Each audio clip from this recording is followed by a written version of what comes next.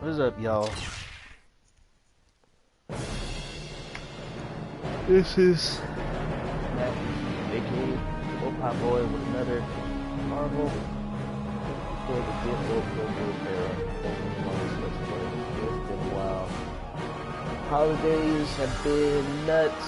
I've been drawing more, cutting back on my video games. You know, because I gotta make some money. You know, doing more commissions, putting myself out there. I kind of fell off. You know, exercising more, getting out the house, seeing family. That's what the holidays do. But I'm back. Figure I'll come back and do this again. And gives me time to just talk about, you know, what happened the past year. And to discuss, you know, stuff that's been going on, you know, in my day-to-day.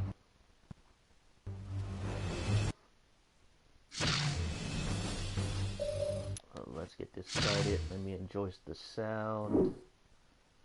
Because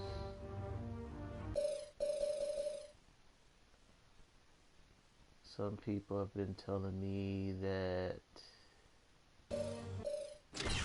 they can't really hear me over the audio in the game. And I know when streaming, you know, I have played back the videos, and it's like there are parts of the game where you just can't hear a damn thing that I'm saying. So it's like, okay. And then I know there's some people who join my streams and, you know, they'll watch, and then as soon as I say something, they're like, okay, they log right out. So it's I admit I don't have the most charismatic voice. I sound kind of nasally when I speak. That will be worked on and adjusted and fixed. I really don't see anything going with my video game streams, to be honest.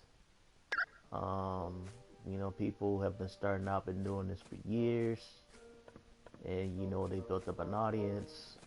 As far as me building an audience, don't really see it happen. I am sorry to hear of the loss of... So I already went through all that ish. But I'm just talking to these fools again. Hey, just how are you? Something I missed. Come back and eat.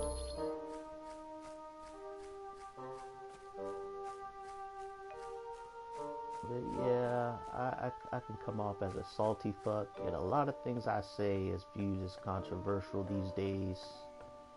But I got all this already. Well done.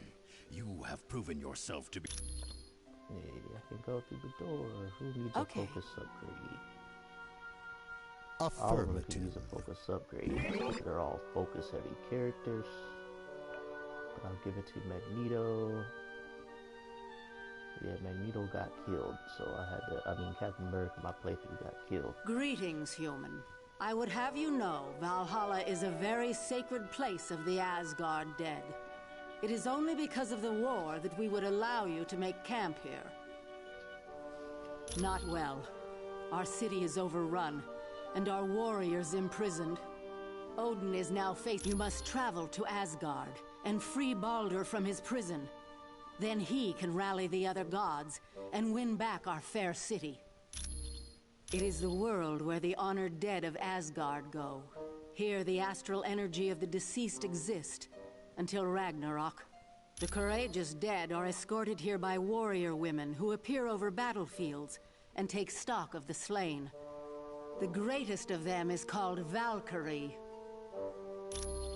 He is second in power only to the mighty Thor. Baldur is always looked to as a leader in times of danger.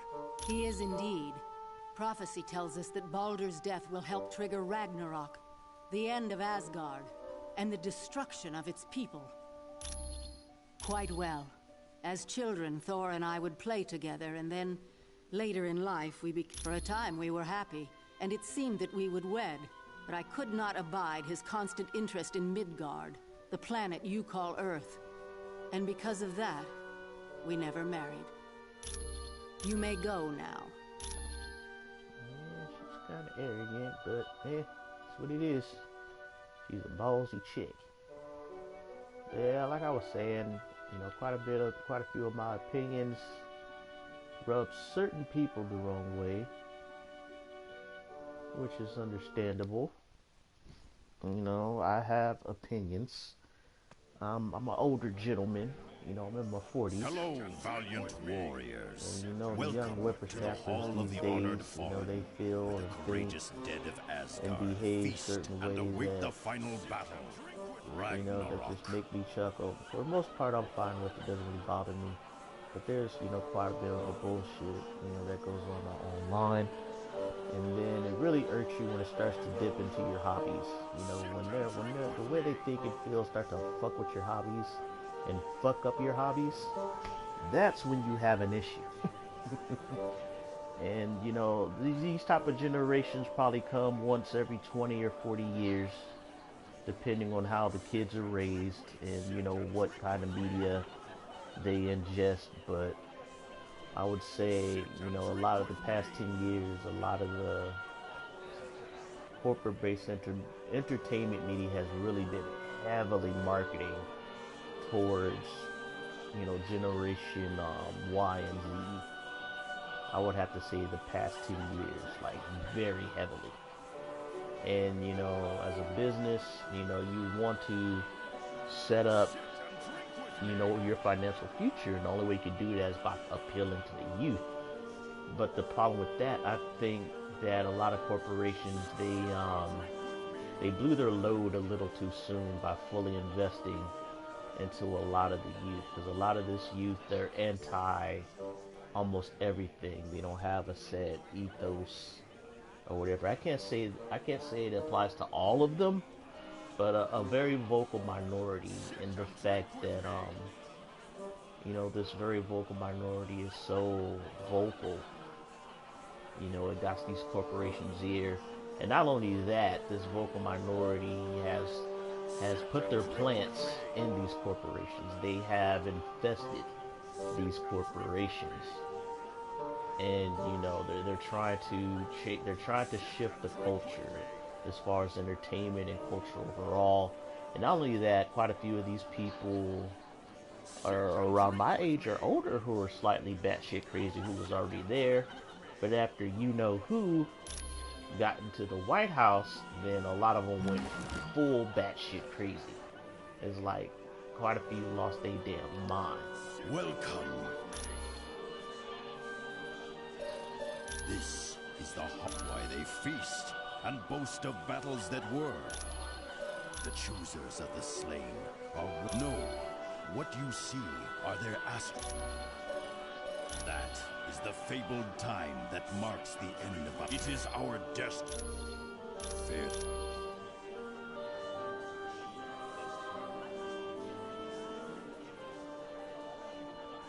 Yeah, like I was saying, it's just, you know, a lot of them were already ingrained in type of things. I'll admit that anything comics related, video games, Sit and drink with me. and stuff like that are already full of people who are very open-minded, free-spirited, you know, have liberal beliefs, even though there are some people who are conservatives who do work in the comic business. I tell you what, life is sweet at the X-Mansion. If it weren't for that big blue ape guy asking me when I'm gonna leave, I'd stay there forever. But, you know, even they know they're outnumbered and they keep a lot of their strong opinions to themselves. You know, because they're professionals, you know, they don't want to lose, their meal ticket, they don't want to lose that money, which is smart. I've got one last idea to get solid evidence against her, but I need the password into her SHIELD account. Sit and drink with me. Now I gotta do another Weasel quest.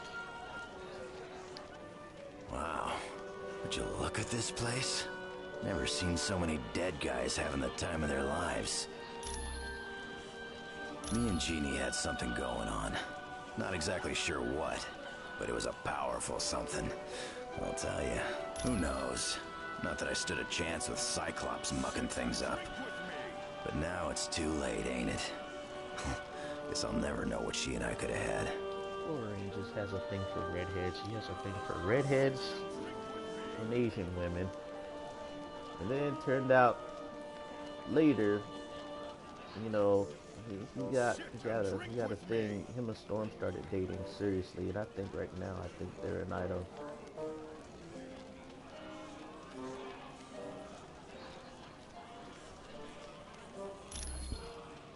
They're mine, but they're made out of bone. I got this coating of adamantium over them thanks to the lighting sadists in at this Weapon version X. of the game is really good. It's like you play this on the generation of It wasn't just my claws, it was my whole body. My bones will rust before they break. And those butchers did it to make me the ultimate killing machine. Solid playing games. And I know in the PS3 version, if you got this game, and if you played it, it was the only version of the game you could play on like 1080p at the time. But if you put it on 1080p, it was like playing this game in slow motion. The frame rate took a serious hit. So if you got the PS3 version of this game, you can only play it at 720p. Because if you lose with the 1080, your game frame rate just lags like shit. It's horrible.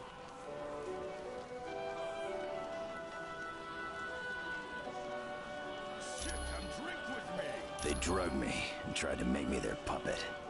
Then they slipped up, and I showed them what a big mistake they made. Yeah, lots of them. Sabretooth, Maverick, Silver Fox, and that nutball Deadpool. Yeah. Yeah, just spill all your guts to Magneto there. Why does that scoundrel named Weed... Ha! Don't make me laugh, though I must admit. His stare is rather unnerving. Even to one such as I, who have endured the horrid sights of countless battlefields. He just thinks you're hot. I am Valkyrie, a chooser of the slain. Yes. Here they are honored and can feast to their heart's content. Then, on the day of Ragnarok, I can see a fire around them, a death glow. That signals the warrior is close to the... Long ago, I was allowed to roam the battlefields of Earth and look for worthy warriors. But Odin put a stop to that. I am now limited to the battlefields of Asgard. Fare thee well. Yeah, you know, this team needs a catchy theme song. Something that mentions shaking your booty. We can call ourselves Deadpool and his lackeys. And we can all get matching uniforms. Something in a dark blue. That color really sets off my eyes. Yeah, we do. With capes. Look at Dr. Doom. He gets all kinds of respect. And you know why? Because he has a big, scary cape. Well, there is that. But you can't deny the cape really makes him look tough. But let's go him one better. Let's wear elbow pads and shin guards with spikes coming out of them. Now that's tough.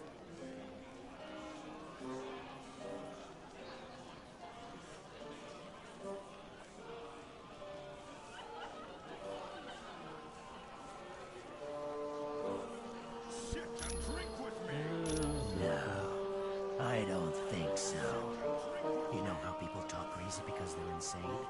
I talk crazy to keep from going insane. If only you knew what I've got twisting around in my brain. Yeah, I went there because, in a way, they gave me a healing factor like Wolverine's. And so many scars, I'm never taking this face mask off. Actually, his healing factor is like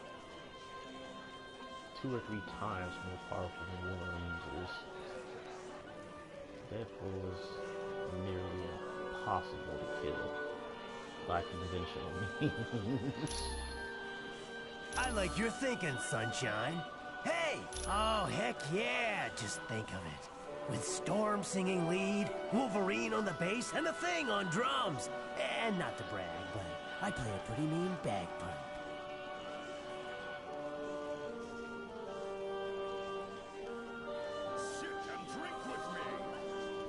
Oh man. I'm sitting here trying to post some of my artwork on Facebook, but for some reason this group will not take my file. Oh, that's why my internet is fucking shitty. Alright, let's fix my internet. Well, right now I'm streaming, so that's kind of pulling a lot of my resources. My Wi-Fi is really bad. I've got a rat.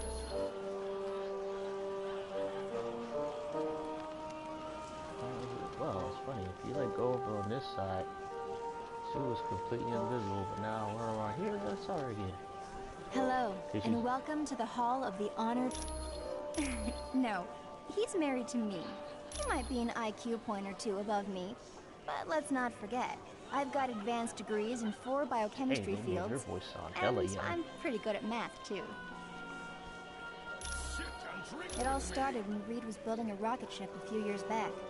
He had heard the government was going to pull funding, so he decided to take the ship up before the project could be discontinued.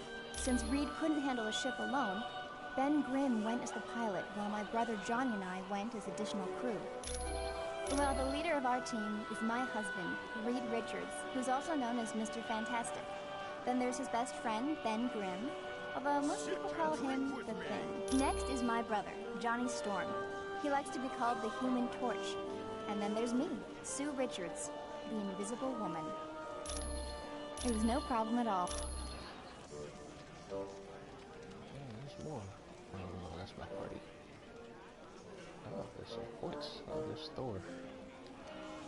Greetings, and welcome. That is putting it lightly. Though we were raised as brothers, Loki has always held me in great disdain. I don't know. Perhaps because he is of frost giant blood. Perhaps he needed more attention from our father as we were growing up. Loki is just that family member that's a dick. He is a vile and deceitful creature. For many years, my father overlooked Loki's misbehavior, and many were the times that he tried to bring peace to us. But alas, he failed. My half-brother's hatred grew, and his name changed from the god of mischief to the god of evil. Since then, he has not only attempted to destroy me, but to take the throne of Asgard. He has come close several times.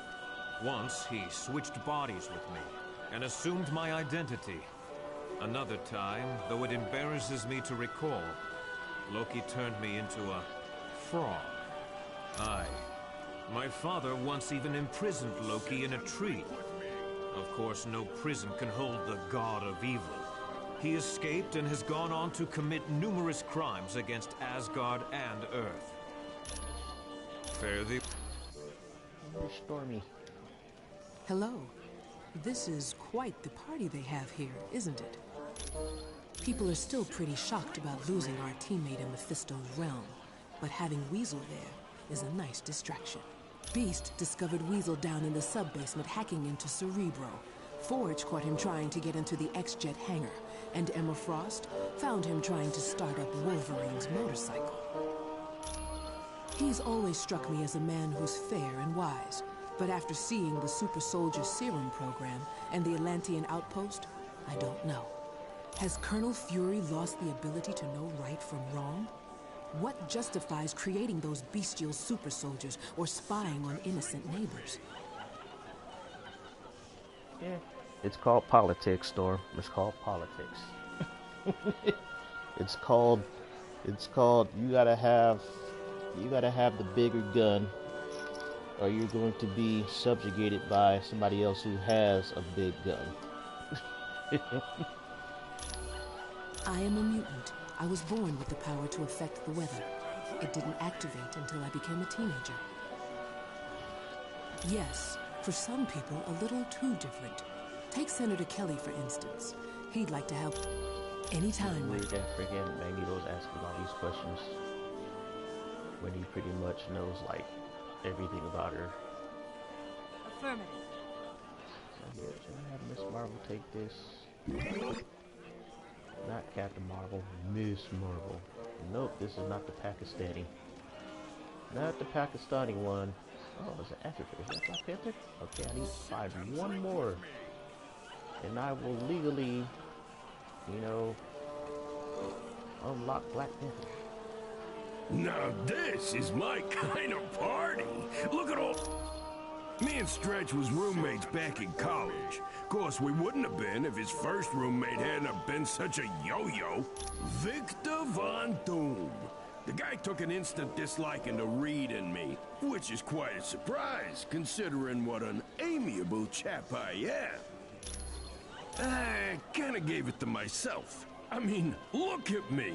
I'm not exactly something you'd see walking down the fashion runways of Paris. Well, wouldn't you be? I got a face even a grandma could hate. Yep. After college, I joined the Air Force and got my wings. I'm not half bad as a jet jockey, if I do say so myself. Oh, it always comes back to this, don't it? Yeah, I was flying when the ship got hit by that radiation. That's when we became the Fantastic Four. Now... There's something here. Oh, it's a Thor simulator disc. What's in here? Don't know what's in here. Alright, let me get through. Probably not very important. Yeah, it's been years since I've gotten this far in the game. Usually it's like I'll start a replay of this game and get maybe to a certain point, but I won't get as far as Asgard. I think once you hit this part of the game, you're about maybe slightly more than halfway.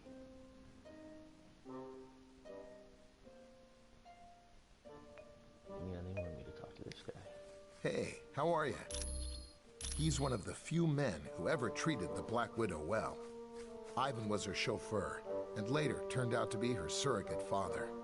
He had raised her after her parents were killed in a fire. You'll have to ask the Black Widow about that name. Come back any...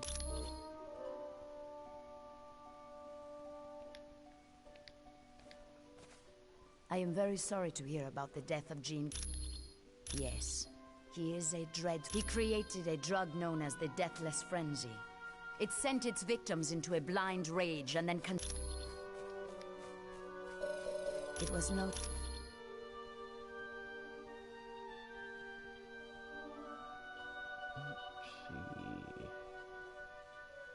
Let's go back over here and give what's his...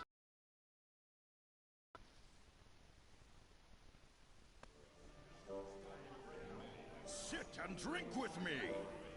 Sit and drink with me!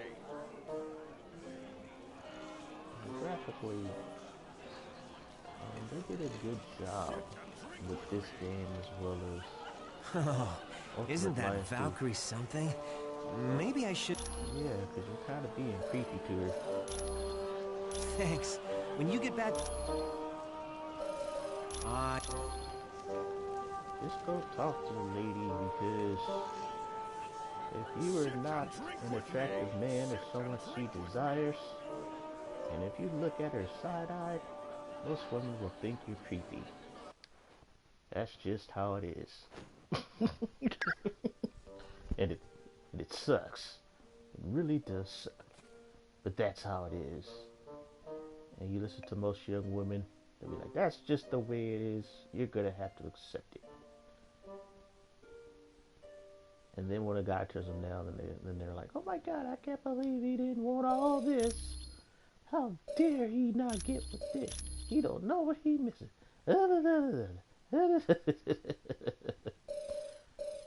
Trust me, it's like, you know, majority of my family is women, so I know how it is. And a good chunk of my friends are women, so my close friends, so I know definitely, Captain America. You know how it is. You know, you get those talks, hey. And then they want to talk to you about the problems, and you're like, okay, hey. You know, cool. You know, just listen. Do what you gotta do. Let's see. My team. What's the stats? Details. gave him a point. Okay, if I just can't spend it. Oh no, I forgot who I gave that point to. Okay, Captain America is good. Oops, didn't mean to do that. Crap. Okay, I got my shield throw. And there's shield charge. Okay. 26. Surprising. We have a go, people. Spider-Woman's my highest level character.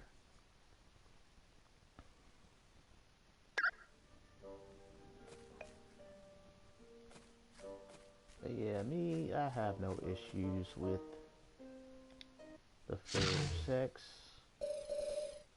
Talking to them, relating with them. I think my only thing is the same thing with everything, is that I am just anti-bullshit to a fault. And I think I learned... Great. Another mission. This point in life that the average normal people, as well as Thunderball was one of 3 inmates watchers. Especially wannabe intellectuals, do not want to be talked down. They don't want to be talked to or feel like they're having an intelligence insulted. And me, myself, like I said, I'm not. And some people just bullshit, they don't know each other, and it's a basic form of communication for some people. And this like with me, I'm OCD. I have probably might be borderline autistic. Some respects, I don't even know. All I know is when I grew up, I did kind of go through the kids. I did have seizures. I had epilepsy. Asthma. I don't know at the time. Half the Black American heart has.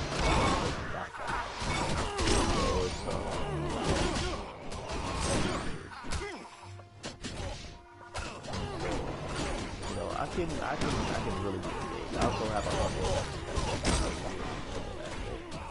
And I think this asshole runs in the family. But you know, I noticed with my grandma, she's very OCD. She was, I can't say raised, she was programmed as a child. You gotta remember my grandma pre-boomer. My mom, my grandma, she stick what you do. She gave birth to it.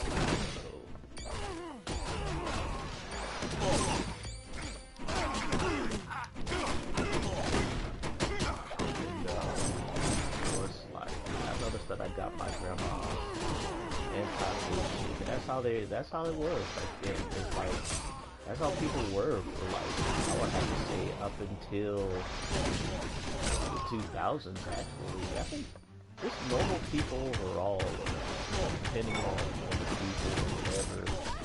You're gonna get two types. You're gonna get those who will be quiet, and then you're gonna get those who will speak their mind.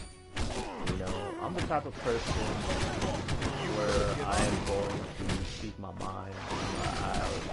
I really didn't become that way until I kind of kept quiet and just accept a lot of the bullshit that people gave me because I just want to be liked by a lot of people, and that's people in general to a certain extent. You know, you just want to be liked. I always wanted to have a lot of friends. And I felt I was likable as a kid, but because I was so likable and so trusting,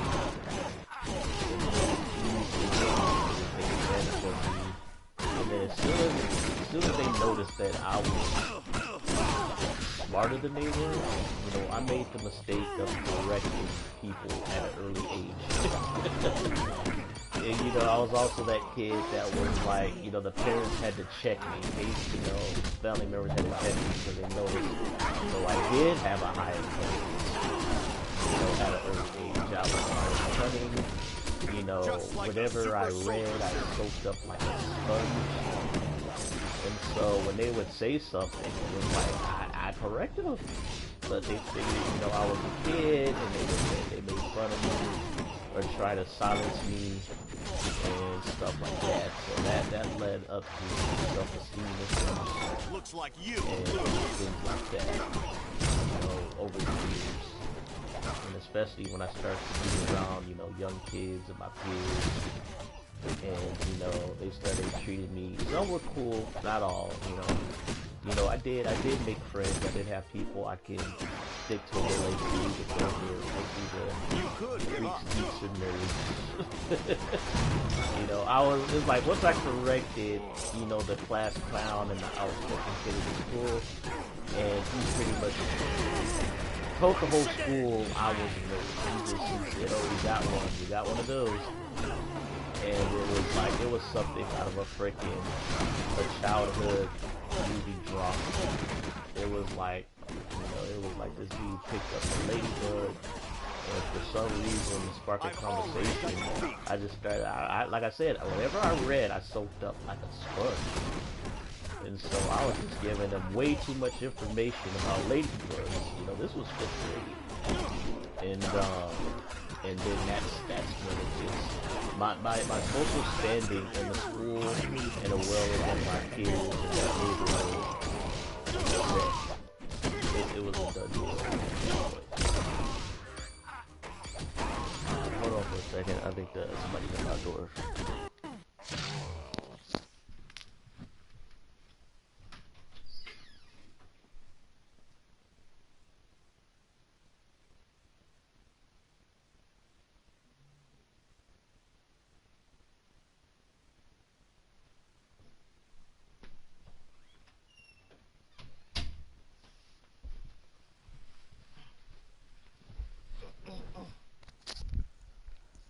Alright, I'm back. Nobody at the door. Random ringing in my ear, I guess. But yeah, like I was saying, you know, with older generations, not many things have changed as far as kids being cruel. It's just that, you know, based on how the parents was, how the culture was, you know, especially if you're a male, you know, you were taught to suck it up, tough it up, you know, hold your ground, you know, defend yourself, you know, but, you know, we didn't have social media, so there was no place to really vent about feelings.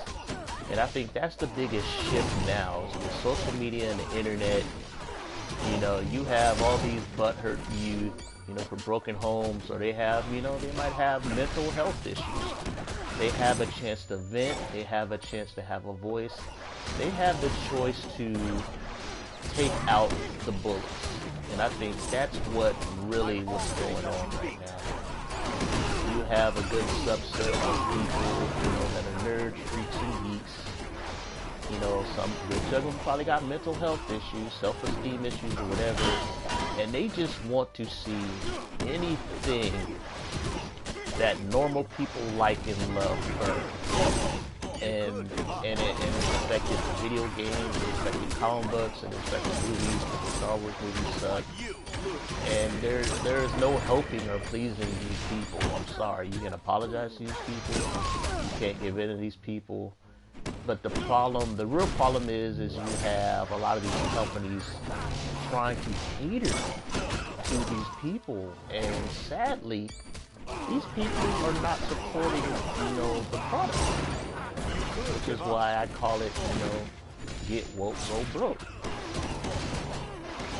You know, I end up having a discussion. I posted a video in my art report on Facebook. Basically, it's by this guy called Comics with your boy Zach, and he did a video about the 12 traits of SJWs.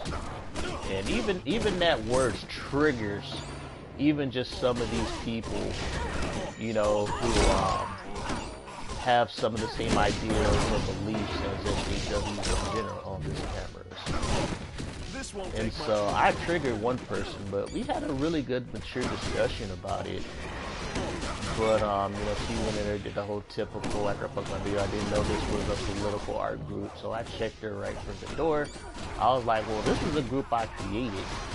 And considering that the guy who did the video is an artist and creator and writer, and, you know, he does his own comics himself, you know, via crowdfunding that, I said, this is very relevant to the art community, you know, because it is affected the visual medium as a whole. If you're an artist, you are working in the visual medium, so this affects you. And so we were having a deep conversation, but she kept on making a point about Tomb Raider in the video game. And I think for her, she's kind of opposite of me.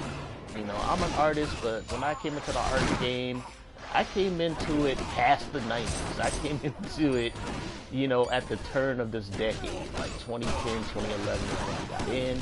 And it's really when a lot of the batshit craziness started. And so I came in not knowing what the fuck I was getting into. I didn't know the drama. I didn't know that the seeds have already been planted in the art community as far as the decay of the culture in the visual medium. Ah, real. And so I came in, you know, I'd admit, you know, I wasn't very good coming in. I'm not gonna lie. I'm still learning. I'm still getting good at art. You know, I was a little, what do you call, what's the word I'm looking for? You know, what's the word I'm looking for? When you think you're better than you are, than you actually are. I came in like that, you know. I was like, I looked at, you know, I'm thinking, I didn't know the art standards have already kind of changed. And plus I came in through the anime community. I started going to anime college. You know, my friends gave me out to anime college. And, you know, I watched anime. You know, I was into the anime wave in the mid to late 90s. But I wasn't knee deep in it. I watched a lot of it, but I wasn't in the culture. I was an anime watcher, but I wasn't in the culture. You know, I wasn't a weeb. You could say, even though I could probably say I'm probably a weeb now, but you know, back then I wasn't. So, you know, I came in, you know, kind of blind. You know, I was going into all these movements that are well known. We just started budding back then. You know, they were already, you know, I'm posting my work online. I'm on DeviantArt. I'm already getting people telling me my work was already sexist, you know, why I'm a woman like that. And I know there was a meme going around about where's or organs on Twitter. I was getting that shit like 8 or 9 years ago. So it's none of this shit is new. It is not new. These tactics, like I said, you know, there was opinions. You know, I didn't come into it, you know, so hardcore. You know, even when I was in art school, I was in a learning environment. So you were kind of protected from brutally honest, unfiltered opinions. And so, but, you know, going through that art game and dealing with that shit on DeviantArt, not only on DeviantArt, when I started going to cons, I had people just straight up tell me bullshit to my face. You know, they were telling me, yo, women don't look like that in real life. You know, the whole organ thing I even got from a friend. You know, he didn't mean it maliciously or try to infuriate me. He was brutally honest. You know, I'm glad he told me that, because that made me raise my game as an artist. It's funny, I may come off that I can't take criticism. It's like I get angry, but I always listen to criticism, and I do adapt and I do a change. If I notice I get enough people giving me a hard time or giving me shit about something, I will make changes if I know that change will better me as an artist. Now, if it's just bullshit over tits and ass, I'm sorry, there's nothing going to stop me from drawing tits and ass. That's what I love doing. And, you know, that's what my small, regular fan base expects of me. It's how I make some form of income. So I'm going to keep doing it. These people are going to hate and bash or not, and give me social political reasons why they don't agree with it or why I should stop. You know, I'm still going to keep doing it. It's like, you can't stop me. You know, and you keep giving me shit about it, you know, that's fine. But you're not going to stop me from doing it. You can. You can silence me, you can try. And I think that's where we're at. But, you know, like I said when I was discussing that thing with that person in the group, this won't take much longer. You know, she kept on bringing up Tomb Raider, the recent Tomb Raider games. And I think, I dropped the bombshell on her, because I think for her, it was kind of a movement. I don't think she's a SJW in the sense she's batshit crazy, but she has those ideals, and she felt hooked, line and sinker to the marketing, the virtual signaling, and the pandering that, you know, the corporations and marketing did. And it's like, I tried to tell her, it was like, you know, all these haters said, you know, that they didn't like, you know, the devs got hate, you know, just because of the fact that she's Lara Croft and they reimagined the character, and she liked the character. And I pretty much told her, I said, look, I got the issue of Game Informer during the productions of the first game, you know, when they relaunched Tomb Raider, like around 2015, 2014. And I said the devs, and I said that even executive producer went on record and said they were basically, you know, trying to change Lara from not being a sexualized character. And they were turning her down, toning down her plus size on purpose. You know, they came in with an objective. They did. I have the magazine. I read the article. And I said, that's what got them hate.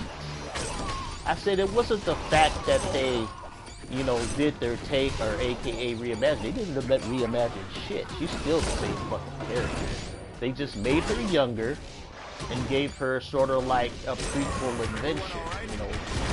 I think if they went on record and did not say that shit and just said this is a prequel adventure, you know, this is her pretty much getting her start and stuff like that, people would have been fine, and I think they probably would have sold an extra 2 million copies of the game. But once that article came out, and you know, all the die-hard fans of Lara Croft, whether you liked her for being a strong female character and being a badass, oh, I didn't kill this boss in like 4 minutes. But, or whether you liked her because she was hot and sexy, she was a video game sex symbol of her time. She was fine as is. Both male and female people, you know, both genders loved Tomb Raider when she dropped. You know, for various reasons, but the game sold a lot. And it's like, you know, and then, you know, with the reimagining, and you basically telling the fan base, you know, in kind of an arrogant way, and kind of like, well, we're going to do this with that character, because that's how it came off in the article about what you're going to do as far as changes. You're going to piss the old school fan base off. Because the one thing about fandom, they're passionate. They are very passionate about their characters, and this is any fandom whatsoever. And then you come in and just be a dumbass from a marketing perspective and say you're making changes, and you have your reasons and saying basically, oh, I'm not sexualizing the character, you know, for those changes.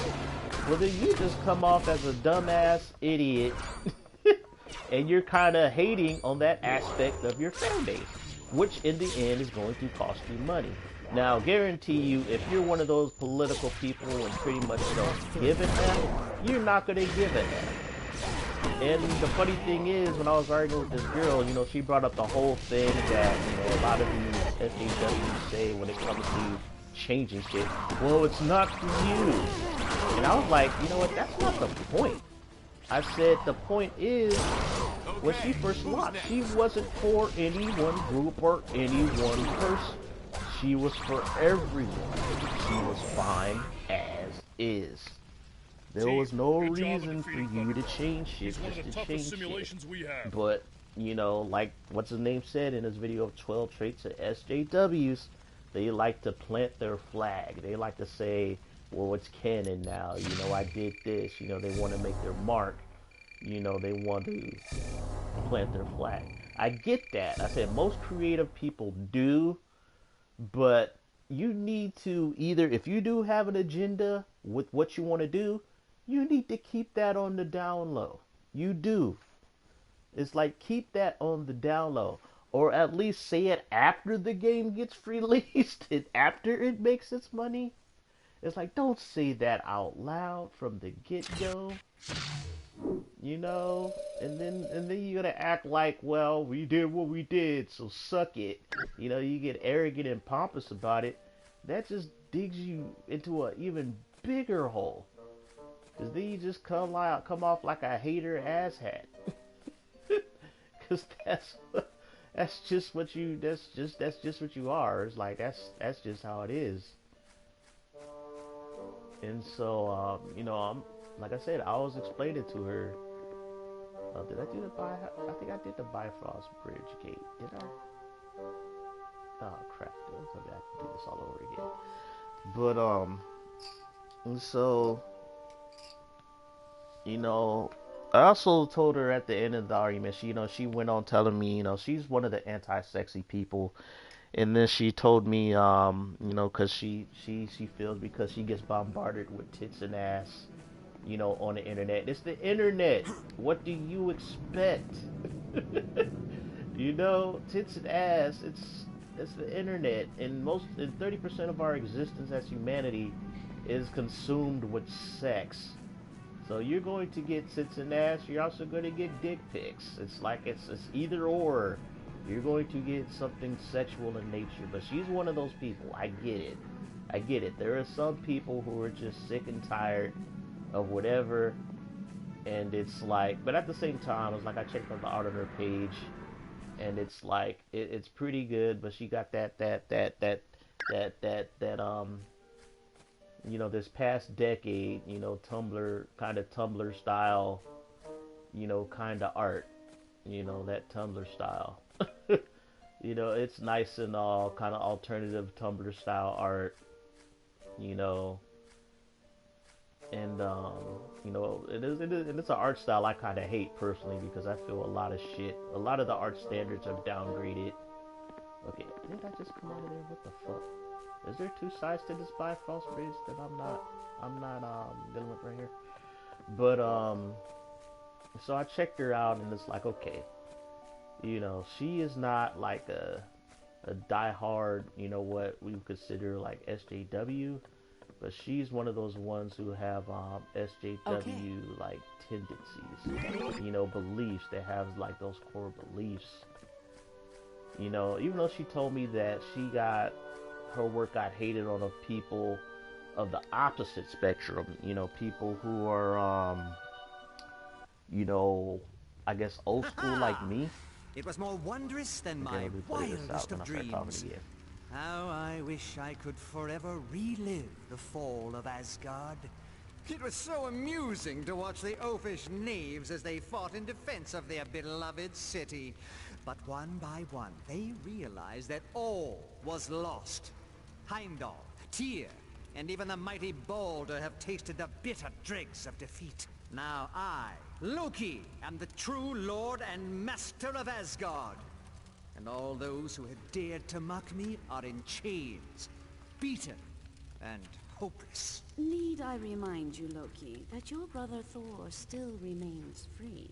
Your fascination with the god of thunder grows tiresome, Enchantress. But has he not proven himself your better time and time again?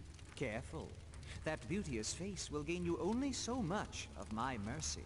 But she does bring a valid point to light. Thor will likely attempt to liberate the fallen warriors. Think you that I would not be prepared? Traps aplenty wait for those who would dare to free my prisoners. Traps that even they cannot overcome? You underestimate me, Doom. After all, am I not the god of mischief? My brother and his friends will most assuredly enter Asgard. But trust me when I say they will never leave. Right. But yeah, like I was saying, she was talking about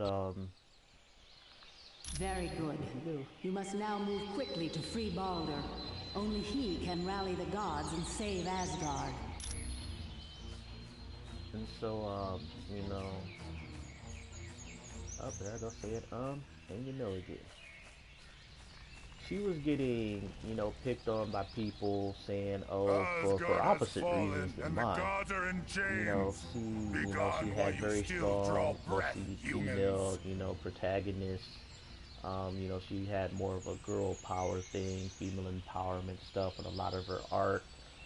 And so she got kind of that hate, you know, which is understandable. There are people who find that annoying. I'm not gonna lie, especially I would say the last 3 or 4 years, because there's been a thing called cause and effect. You know, my whole argument was trying to tell her is like, no, all these fashion people, SJWs, outraged culturalists, they fired the first salvo years ago, but she's not hearing it. But like I said, because she leans on that side of the spectrum, even though she tried to give me that story about her having white-leaning parents. But that's probably also why she leans on the side of her going against, you know, some of the stuff she was raised.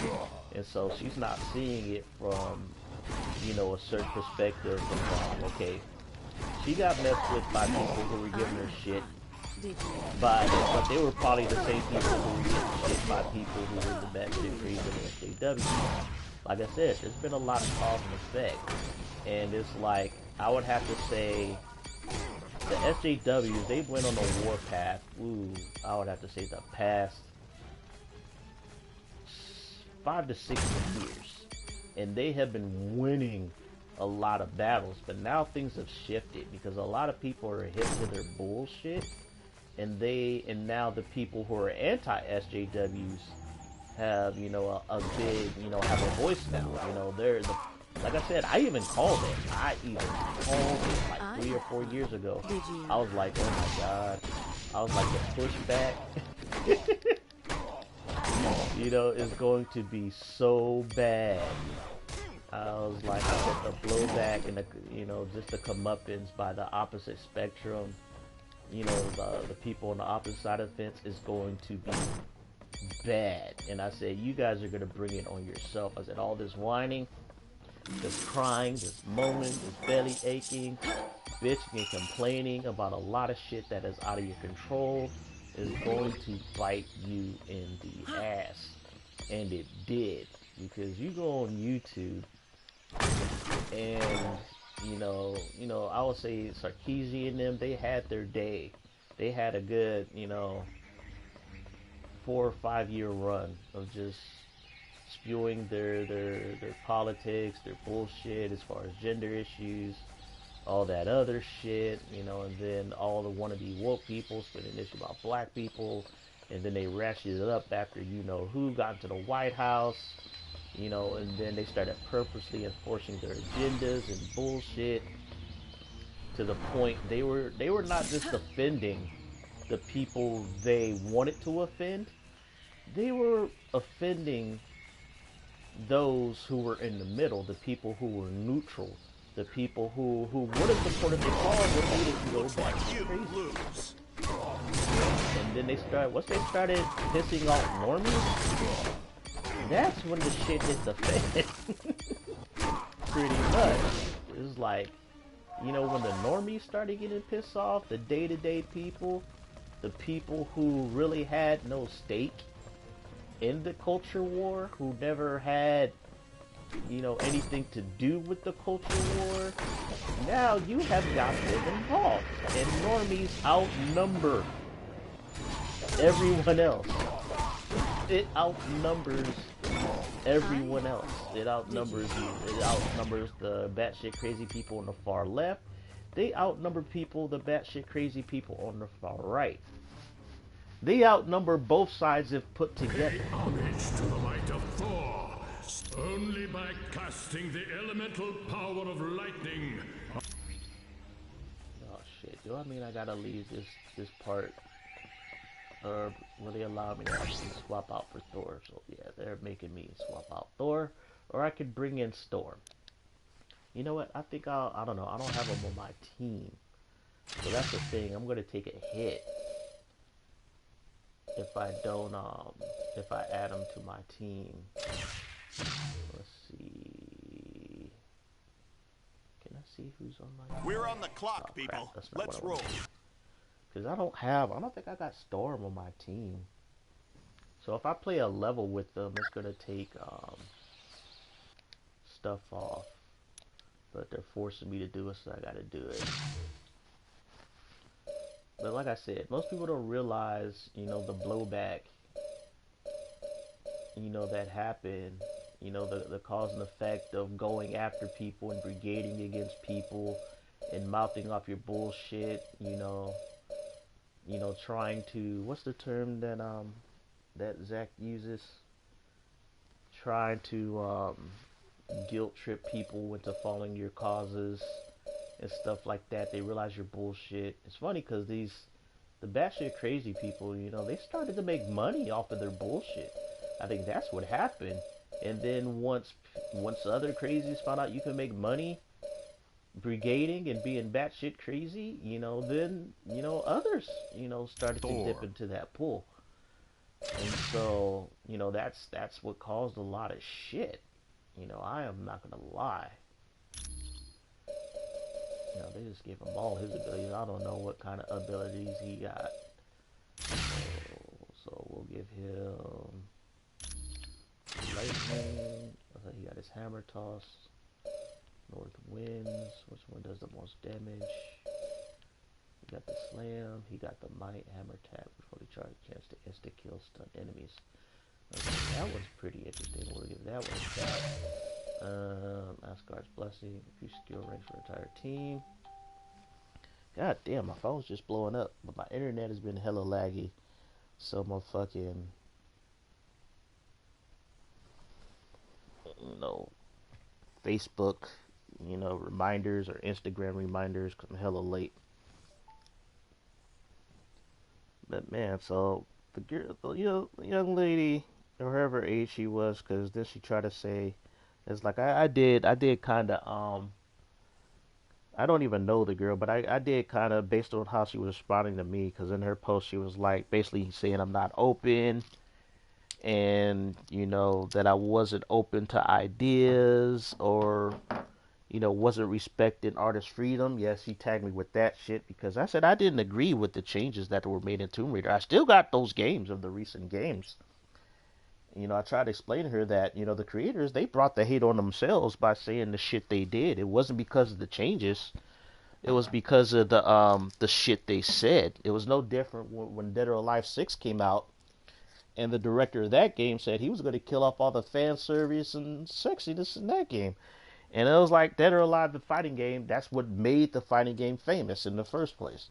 And it's like, what kind of dumbass statement is like, Dead or Alive 6 sold poorly since then, because that dude dumbass said shit, and it it bit him in the ass. We got 4 GameStops in my area, only like 10 pre-orders of that game out of between those 4 GameStops. That game sold poorly, and it got released half-assed. But like I said, when you say shit like that, you're going to piss off a side that is just as vocal and just as annoying as the side who supports those changes. You know, they got a voice too, and they're gonna pop off. Yeah, her thing was, she tried to appeal to those ideals. It's probably ideals she has anyway. But, you know, she got some of that unwanted hate. Like I said, haters are gonna hate. You're gonna get hate regardless. You know, people are going to not like you or not going to like what you do. That's well and fine. But I'm sure the people who were hating on her were not trying to deplatform her. They weren't trying to silence her. They didn't try to, like, what the batshit crazy did to me. Try to get my art removed from my DeviantArt. You know, they tried to tag me as a pedophile. They tried to say I was a misogynist. Tried to say I was sexist. Says shit like that to my face. She never got that. I don't think she ever got it as bad as I have. She tried to make it come off like both sides are guilty of it. To a certain extent, yes.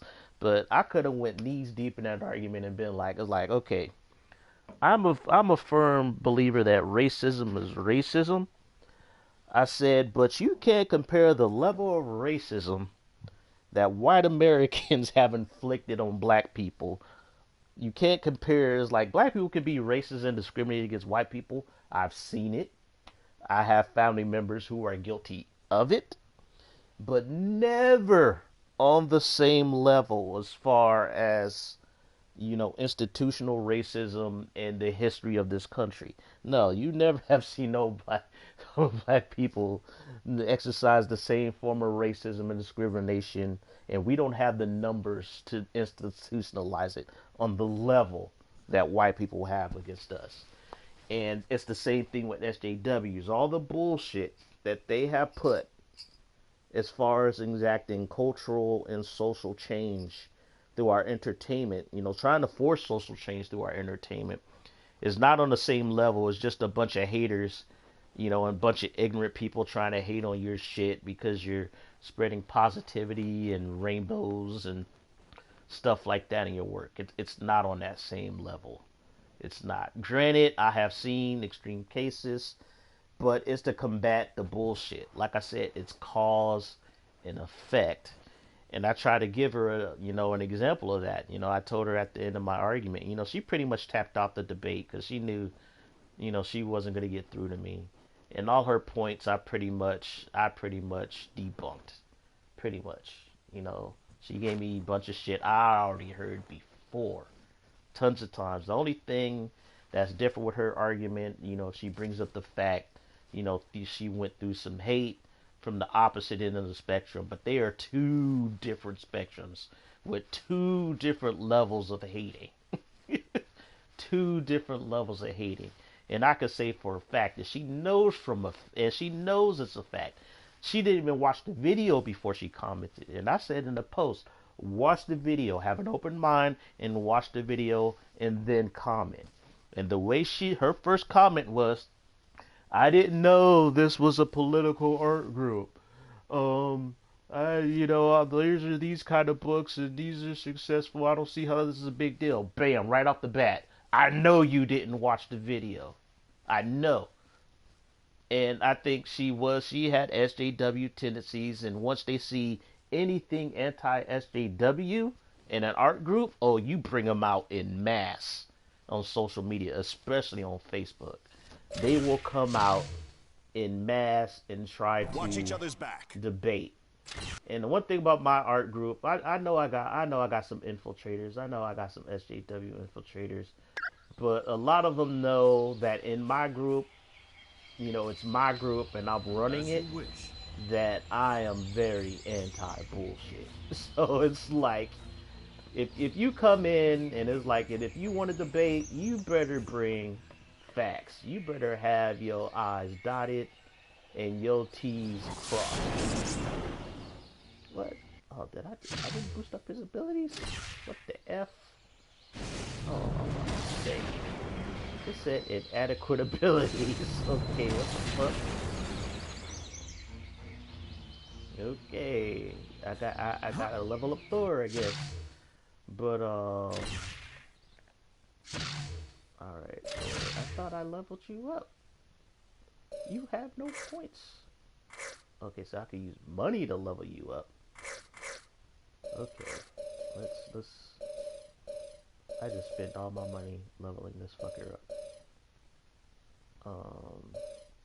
Health. Okay, I got points on her. I knew I had some points on her, but they didn't show her. Maxed out that Venom Blast, because that Venom Blast. See, this game is glitchy. I see how it is now. You a glitchy mofo. This game is glitchy as hell, because I didn't have no points. Like, not too long ago, and now they're saying I got points. So yeah, you use a glitchy bitch. You is.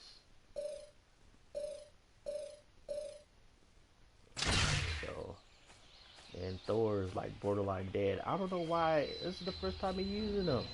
Why is he coming in borderline dead? Don't get it. Okay, this is some weird shit. That's all I got to say.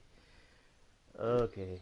But yeah, you know, she came into the whole thing combative and bringing bullshit. You know, I had to check her early on. You know, I was like, I made it known. I said, look, I created this group. This is my group. I could talk about whatever shit I want. I said, you got invited to this group because I made another one of my homies an administrator, and you know, he got quite a few people into the group. You know, which I'm fine. He's been holding it down for me, so it's all been good. I'm happy to have him. And so I'm sure that's one of his friends. What's this? Because he did like a good chunk of her posts in our little discussion. It shall not be so easy to liberate me. And he didn't. The only thing he liked of mine is when I wished her Happy New Year and Happy Birthday. So you know, he has to go to bat for one of his homies. You know, which is understandable. Two of my you will find them through the doors to either side of slightly butthurt. I cannot about my but it doesn't really piss me off per se. But it is what it is. That's just how it is. You know, it's almost kind of like what's his name said. One of his traits. He's like, SJWs don't have friends; they have allies. So it's like, damn, you know. So it's like that sometimes, you know. I agree, especially if you know somebody on a personal level, and you've known them longer than you know a certain other person. You're going to side with that individual, no matter whether they're right or wrong. You're gonna have their back. You know, I understand it. I get it. I would probably do that shit, you know, if it was between him and one of my homies, you know, one of my closest homies. But I don't know. I am so anti-bullshit. I would be like, okay, you know, I am hardcore Libra. I'm a Libra. I am hardcore Libra. I will throw a homie under the bus if they're wrong. I will. I will call out their bullshit, and they know it too. They know it too. You know, some of my closest friends, they know not to discuss certain things around me or engage in certain conversations with me, because I'm just on that level where it's like, I do not want to go there with this fool. I really don't.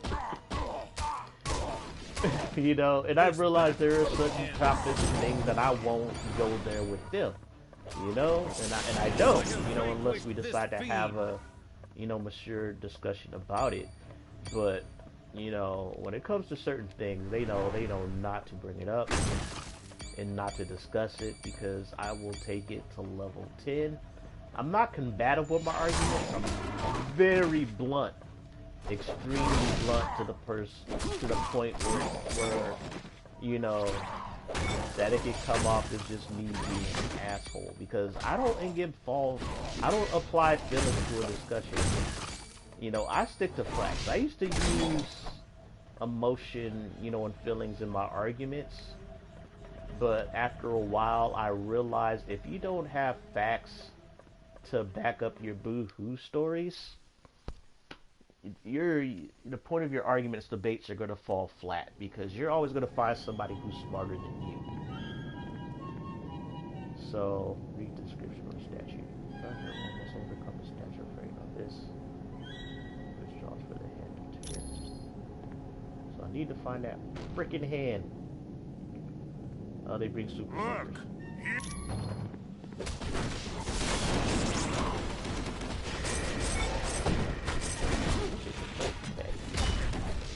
Oh wow, Thor, you just got tossed across the room, bro. I lack the power. Okay, I am missing an ability or an ability. I require more energy. Alright, let's fix this shit. Alright, so I think he has the slam. We are going to give him, oh no, that's this. Never, I am tripping. I'm sorry folks. Like I said, I am an older generation. Sometimes I have brain inabilities. That's a secret. That's why yeah. Just brain inabilities. But yeah, so like I said, I went through the whole debate. A lot of people stayed out of it, and I admit it was back-to-back kind of video posts talking about the subject. And I know some people, they just don't want to hear it. They don't want to talk about it, because to be honest, it's controversial, it's slightly inflammatory, and it's kind of sad that people think of it this way or see it that way when it's quite obvious who the bad guys are. But like I said, there are so many young people and so many even people slightly older and around my age that bought into a lot of the social media bullshit. You know, they have bought into the shilling, the news, the corporate shit, you know, and they have fully embraced a lot of the fake cultural changes that have been going on, that have been going through whining, just whining on social media, and a lot of people have bought into it. You know, a lot of people watch quite a bit of the shit, you know, the feminist frequency, you know, the Mary Sue, all that bullshit.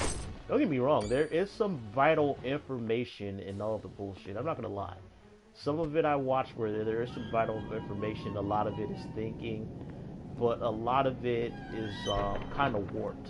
You know, a lot of them have their hearts in the right place, but their objectives of the information and why they do the information, there's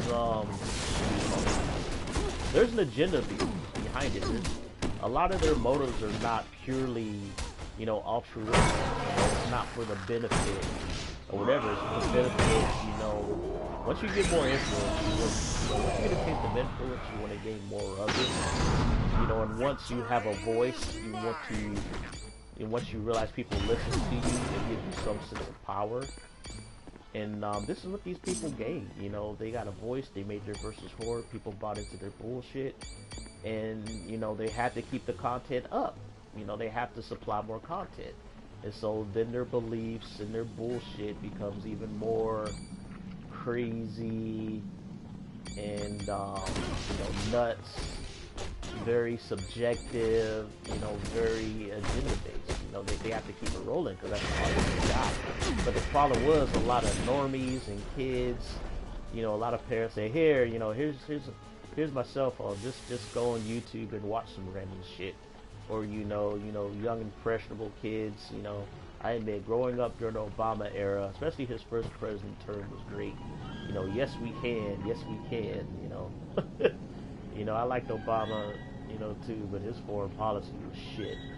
But you know, it empowered a lot of youth who grew up under his presidency. But you know, once Trump got into office, and once he started making changes, not only political, but also in the way we try to do media and all that other shit, you know, a lot of these kids, they didn't know how to handle this shift. You know, they didn't know how to handle it. They thought, oh my God, we're losing, we're losing something. You know, we're letting the bad people, you know, gain power, you know, get their influence. And then you had all this wannabe social justice going around, you know, adamant about, you know, no difference in when a very liberal president, when Obama got in office, and when the, you know, the conservatives were like trying to stop her from doing shit because they're like, oh no, we gotta protect our ideals, you know, we gotta protect, you know, our way of life, because this dude's gonna come in here and take our guns away and all this other shit and do all these progressive things, you know, that's gonna fuck up what we got going on. And so it's just the opposites, you know, the opposite. You know, when Trump got in office, it was like, you got all these people saying, oh my God, all our shit, you know, he's gonna fuck it up, what we had and all this other shit. But the funny thing is, it's like, okay, I have met some batshit crazy, you know, Republicans or whatever during Obama's term. Thought Obama was gonna bring our country to hell, but they did not go out of their way to like destroy the entertainment medium. You know, they didn't go out their way to destroy Columbus. They didn't go out of their way to destroy, you know, just, you know, things in life, you know, that people enjoy, that normal people enjoy. You know, it was all about them getting rid of Obama. You know, they kept it with Obama. You know, that was their whole thing. You know, you did have some militias, a lot of militias pop up in America. You know, they were like, we need to militarize. You know, we need to protect our way of life. You know, from from immigrants and Negroes and people of color, and Obama with his ideas and his free health care, and you know, you had those people, but you know, they wasn't going out of her way of art shaming people in the art community. You know, they weren't bullying, you know, they weren't bullying people in our community. They weren't trying to cancel out, you know, people's freedom of speech. You know, the only time, you know, they got, you know, they got, you know, basically irate and ignorant, you know, is only when you brought up Obama. That's it. You know, that's the whole time. And I admit, you know, when Obama, it made a hell of people arrogant. It made a lot of people arrogant. But this again, he was a perfect president for Generation Y. He was, because that generation, they were raised, they were the YOLO generation. They were the generation raised on High School Musical, and some weird, funky ass conservative values concerning sexuality and shit. You know, stuff. Even though you got all these people who, you know, have all these sexual pronouns and shit like that, and it's like, you know, but a lot of these, you know, it's good to have ideals, but if you don't have common sense to balance them out, you know, if you don't have people giving you universal truths, advice, or telling you like, yeah, you can pop off all you want and be like, yes, we can, and you know, you can't stop me from doing shit. You know, that's well and good. You know, more power to you. That's fine, but just realize it's like a lot of the shit you're popping off, you gotta earn it. It's not given to you. You have to earn it, and in some ways, you have to wait your turn.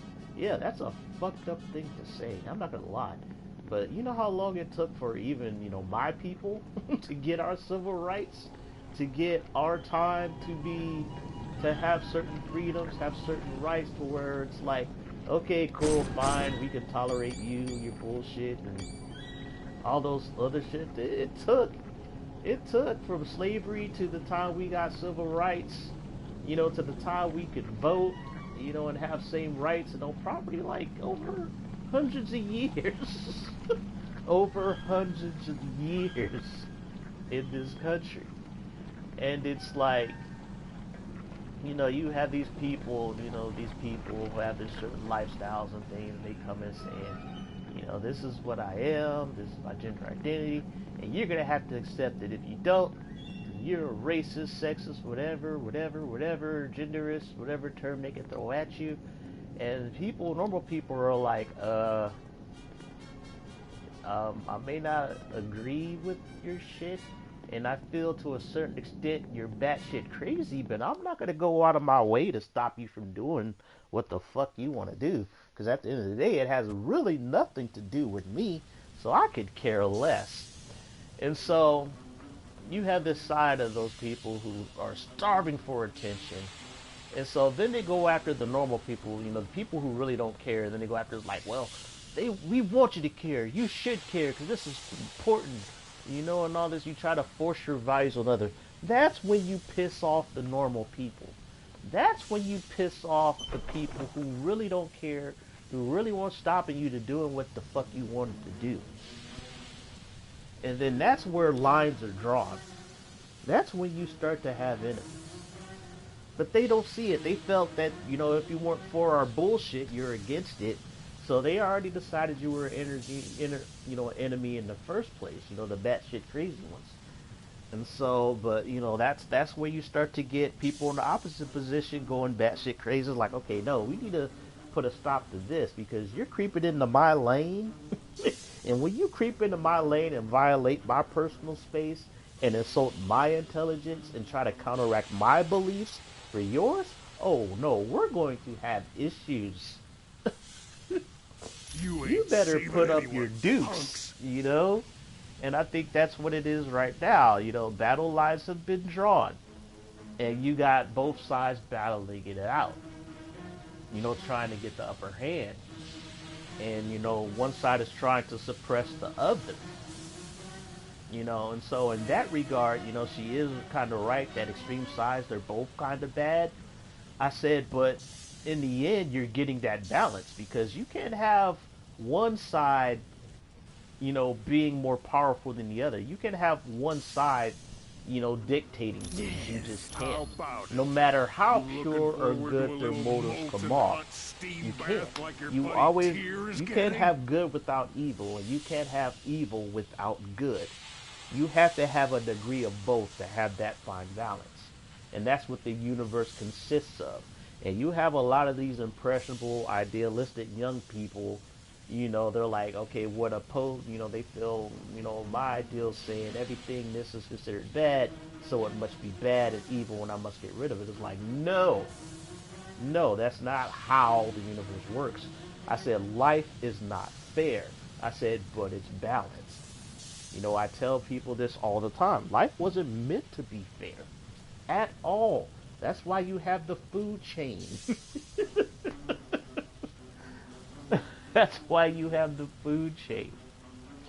There will always be someone smarter, stronger than you. If everything was fair, everybody would be alike. Everyone would be the same on equal level. But life is not like that. You have big and small. But these people don't see that. They don't. And that's where the batshit crazy comes in. That's why I call them batshit crazy people.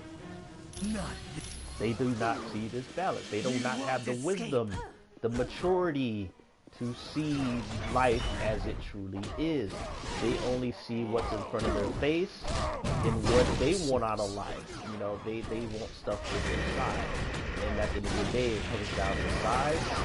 You know, what you're for, what you're against. And, you know, that's life as well. You know, and I tell these people, I said, sometimes you just bring shit on yourself. I admit, just talking about this is going to bring shit to me. It's going to bring shit on me. It's probably good wisdom, good advice, and, you know, I'll have good points. But you're going to have always those shit crazy people who are going to disagree. You know, that's fine. I accept it.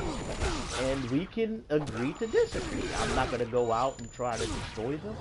I'm not going to go out and try to, you know, destroy their livelihood. You know, stop them from having a voice. I will say they're stupid and crazy to the day I die. I will consider they're batshit nuts and crazy, especially when they don't back up their bullshit. It's like, I can meet people halfway. I can agree with people. I can accept certain forms of bullshit. I can do that. I can, even though people are like, oh, Monty's stubborn, he don't want to listen. But people don't realize, it's like, I heard so much shit before. What people tell me is really nothing to do with it. And you're going to get that in the debate with people you don't know. You know?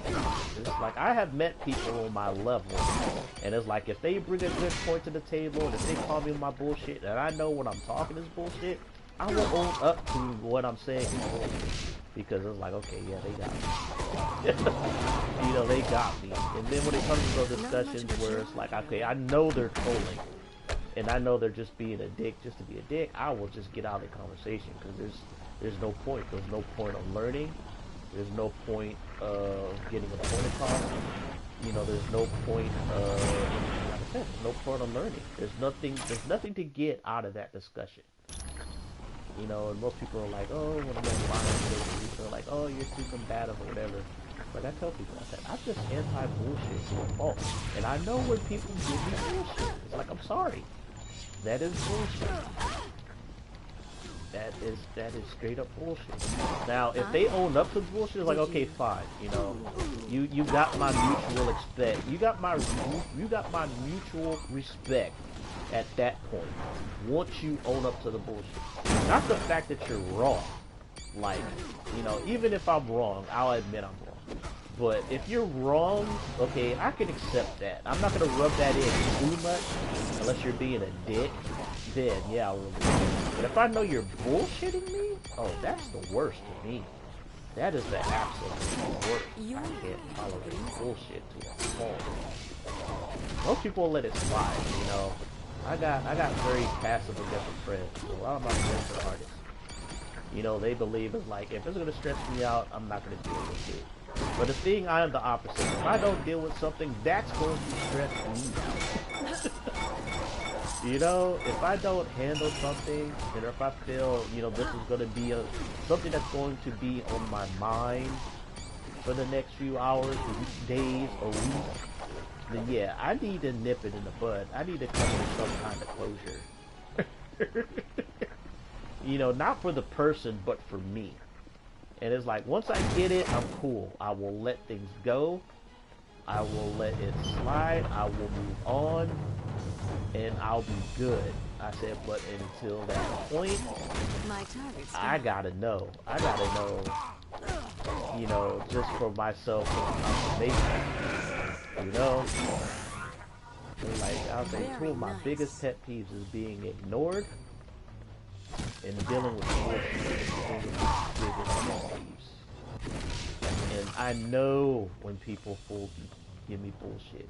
And I would have to say my bullshit detection rate is at like 90% efficiency. There's barely any time where I'm wrong with detecting. Now it's like, now if I know the person is just mentally fucked to the point where their bullshit is something that they feel is a belief system, to where the bullshit is so ingrained and they are so mentally fucked that they believe in it on a spiritual, emotional level, and trying to talk them out of it just destroys the core of their being. Yeah, I will let that go. I won't engage. I will disengage from them type of discussions. Sort of like when you're discussing with people who don't believe you ghosts, and you give all the facts or whatever that ghosts actually exist, but in their mindset they're like, no, they don't, just because I say they don't, and I know they don't, and yeah, don't even bother. They are ironclad. If you give them actual facts, they're either gonna troll you, or they're just gonna destroy the whole world and their beliefs. To the point they just mentally shut down, have a bitch fit, want to go shoot up a post office or a liquor store or shoot up a school. Yeah, leave those people the fuck alone.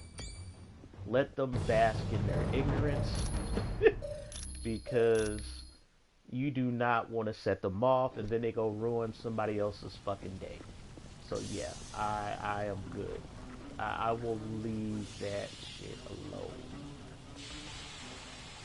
I need to blow up my map because I've been exploring and I know I passed by something I was supposed to do. These maps get pretty damn big. But yeah, I have no ill will towards the person I had a discussion with last night. Like I said, a lot of these people, hearts are in the right place. You know, they want to get their point across.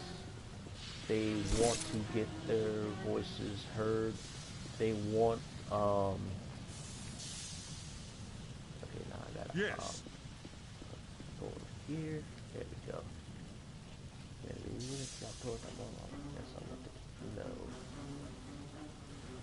Okay, so I gotta go to the other side, so I can't do this first. But, that's it. I have nothing personally against her. I don't have no ill will. I'm sure she's a very nice person, you know, considering the fact that my other Facebook buddy, you know, he's liking all this stuff. You know, my other administrator, he's a cool dude. You know, I trust his judgment in people. So, you know, like I said, I'm sure she's not a bad person. We just have different experiences, different ways of seeing things, but I'm pretty much gonna say it like it is. You know, she chose a side.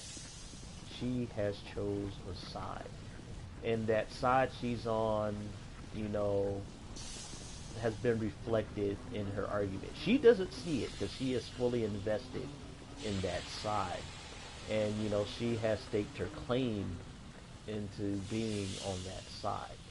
You know, she's not fully on that side. She's not into the batshit craziness of that side, but she is on that side. You know, just the fact that she didn't watch the video, I can tell she didn't watch the video, because she doesn't see where I'm coming from whatsoever with my arguments. So I know she didn't watch the video, and I know the topic and just discussing it irks her, but the whole Tomb Raider thing, like I said at the end, I dropped a bombshell on her. She tried to tell me, you know, the whole thing about, you know, let other creators and stuff have a vision and stuff like this. So I told her, I said, what if 10 or 15 years from now, you have some devs come in and then decide to revert Tomb Raider to what she was before. Not only that, they boost her breast size up 3 cup sizes and give her the most outrageous jiggle physics. Why? Just because the fact that when they grew up during this time, they had to see in all the bullshit, the censorship going on in video games, comics going to hell, you know, people online complaining about, you know, women, fictional female characters not having organs and having big boobs and all this stuff, and all this stuff is bad. You're going to have a culture that's going to, a generation that's going to go up and go the complete opposite of what you had. And so they're going to be like, fuck it, I'm going to make the most offensive, you know, the most offensive, you know, character. I'm going to make this the most offensive version of the character I can. And so they go out and do it. And they do it with the next Tomb Raider. So it's like... I gotta heat the forge. And so I said 10 or 50 years from now, these people do this, give her hella big boobs and jiggle physics. And I said, would you buy the game then? And I said, you know, it's all about, you know, supporting the creator's vision, right? You know, see, I haven't got a real response from her, so I know she pretty much tapped out. You know, at that point, you know, she's like, I've said my piece.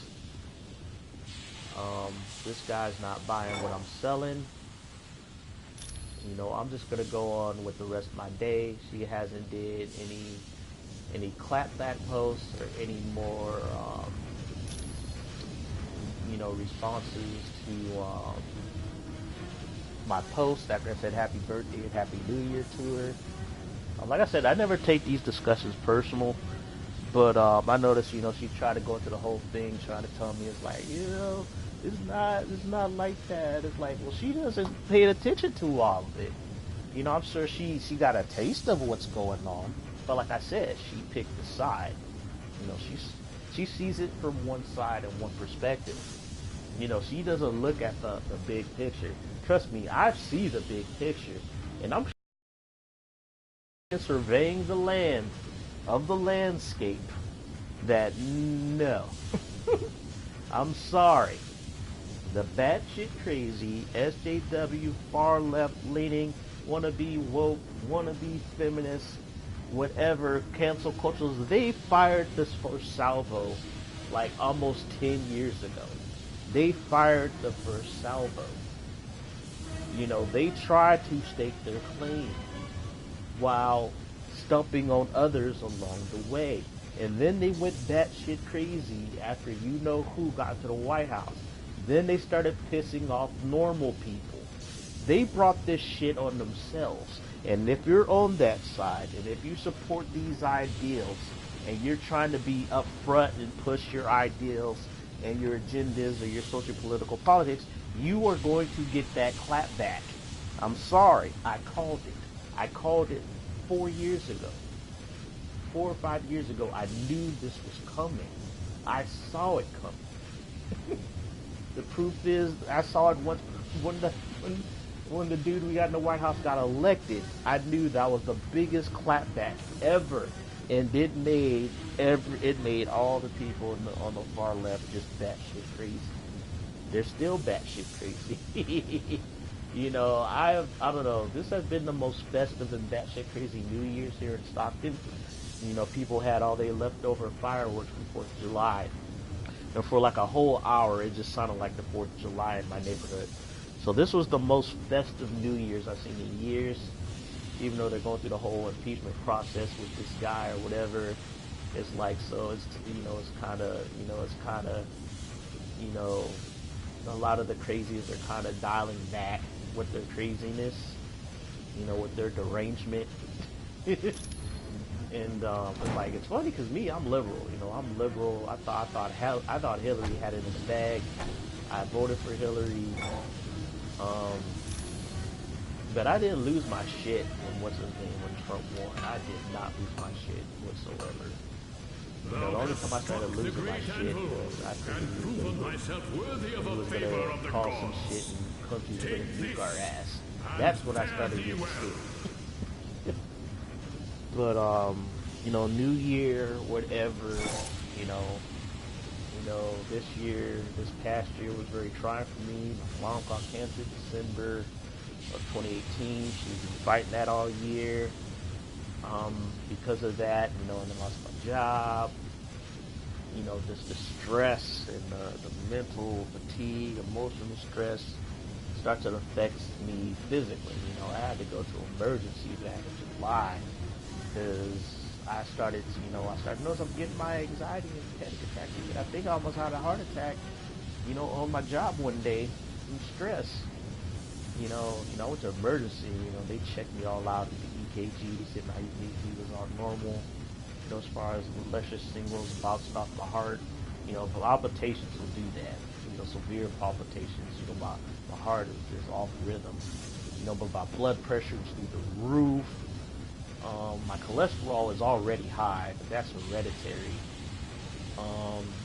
You know, but I drunk probably a mountain of Crystal Light that I think I drunk too much Crystal Light, and the chemical in it fucked me up, and I still haven't gotten over it.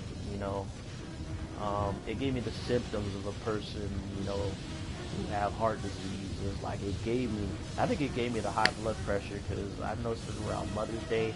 I think the week leading up to Mother's Day, I drank a box and a half of these little Crystal Light packets. They had this chemical in it called phenylalanine. And I read up on it, and they say, yeah, high doses of that can fuck you up, and it's a poison. It's in the whatchamajigget, because they don't use real sugar in Crystal Light. You know, it's aspartame. You know, it's the stuff they put in diet sodas. But I drunk a lot of this stuff in a small amount of time. I'm talking 2 or 3 big cups of this shit a day, and I started noticing I had palpitations. And then, you know, I'm like, man, it's like I am palpitation like crazy. And over the span of months after, you know, 2 months later, it's like they were getting worse. And I think my anxiety was making them worse because I'm stressing over it, you know. So I went, my cousin took me to the emergency room, and they acted like, man, I was on my deathbed.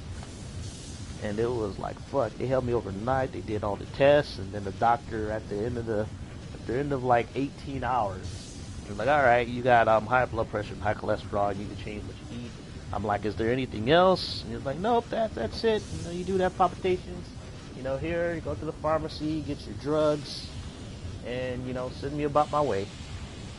And, but yeah, since then, I've been watching what I eat. I've been dieting, not drinking too much soda, you know, not drinking anything too caffeinated, because that could set me off. I have good and bad days.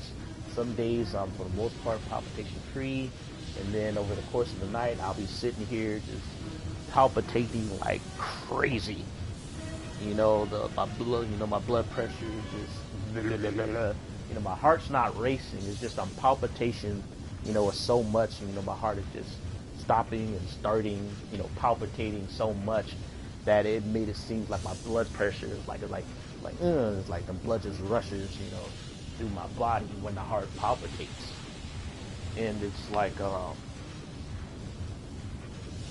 that's what I've been going through. It hasn't gotten better, even though I made the mistake of drinking a lot of green tea over the week of Thanksgiving, that I started to get, you know, palpitations again, but these were different. You know, these were palpitations where they felt like slight pain, like pain in my chest when they happened, and those were scary. You know, I wasn't getting the shortness of breath or anything, but those were scary, and it made me change my walking regimen and stuff like that. You know, I cut down my walking because those palpitations were intense. They died down the last couple of days, you know, because I've been staying away from caffeine, and I stopped drinking that green tea. I started drinking a lot of water. I've still been walking. You know, it's like, you know, I count, you know, how much of those palpitations I get. You know, the day I only had like 1 or 2, but on average I probably maybe get like, you know, between 4 and 7 when I walk, which is not bad because I walk for an hour. You know, I only get that many in the span of an hour. It wasn't as bad as when I first started to trying to walk after getting out of the emergency room visit. No, I was palpitating. I was only reducing my walks to like 15 minutes. Then I got it up to where I would just walk around, you know, my block, which took between, you know, my first time I take it slow, it would take me like 25 minutes to half an hour just to go around my block. But then I started, you know, getting better. You know, I would go around my block, would only take 17 minutes, 17 minutes. So I was like, okay, I'm going to start walking for 30 minutes a day, and made that, and I boosted to 40 minutes, and I'm like, fuck it, let me see if I can go full hour. So I've been walking, you know, as much as a full hour, you know, at least 5 or 6 days a week. You know, I'm down, probably later this night after I weighed myself, I was like down 27. It was funny because I was, you know, I gained like 4 or 5 pounds over Christmas.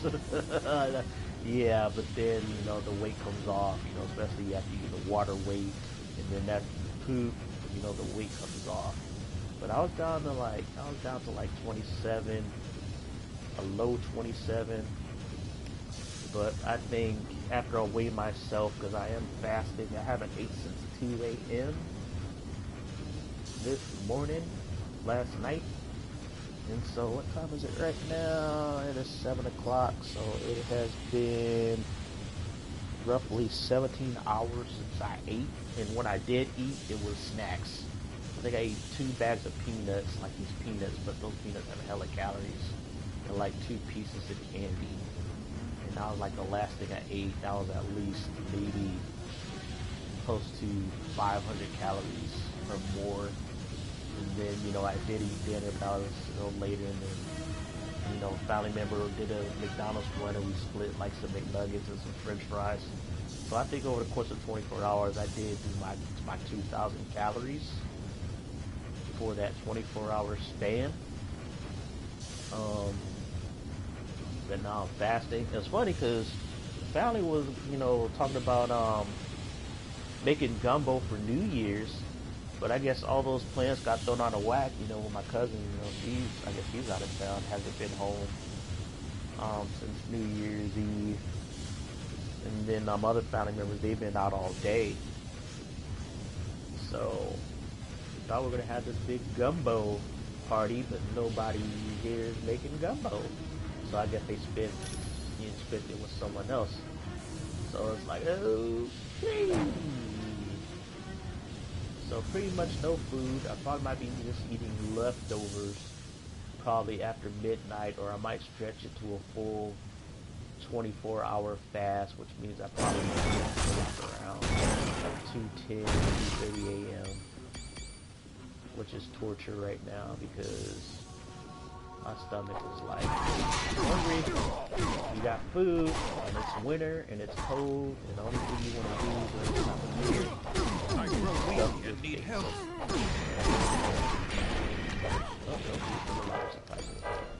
I thought Thor was going to die. I have vanquished this fiend. You would think of characters who are nigh invulnerable that they would be the best tanks in this game. No. But I believe the best tank in this game is Spider-Man. Especially when you get his web shield tanked out, his spider sense, whatever up. Yeah, he was busted. He was busted. You know, he can't do damage for shit. You know, he does okay damage. You could probably solo the game with Spider-Man, but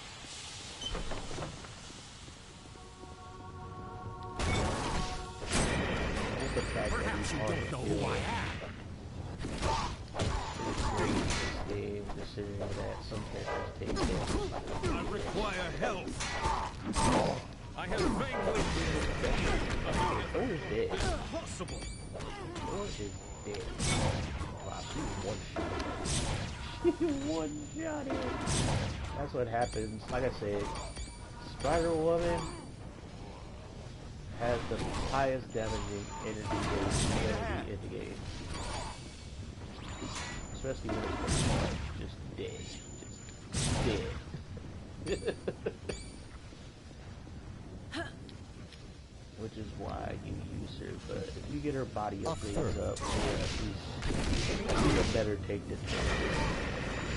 Then again, I haven't been using her getting no body upgrades or anything. Like I said in my other videos, we did do a tier on the characters in this game.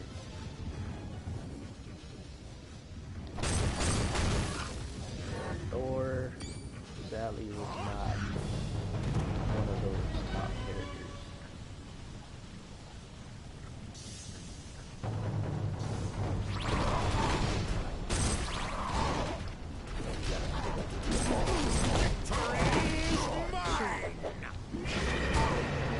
Woman's already pretty good in this game for what she is, but she has one outfit that's tailored to melee, and she also that outfit that reflects damage back. I think it also increases the critical rate, but it's a pure melee build, and you're still gonna do damage with a certain item that you get from a boss to boost up her energy damage. So if you want, like, you know, just uber offensive that can take a hit Spider-Woman, you would go with her shield outfit. So aesthetically, it's not the best looking version of Spider-Woman in my opinion, but in terms of the best version, playable, like optimal version of Spider-Woman, yeah, you want to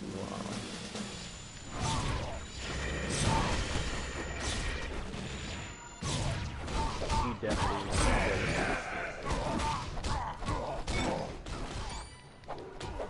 so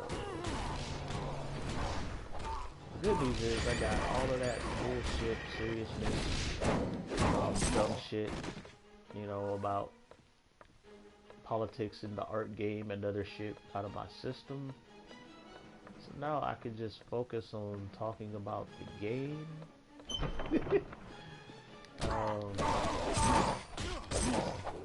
Nobody's really watching this, so I'm pretty much talking to myself.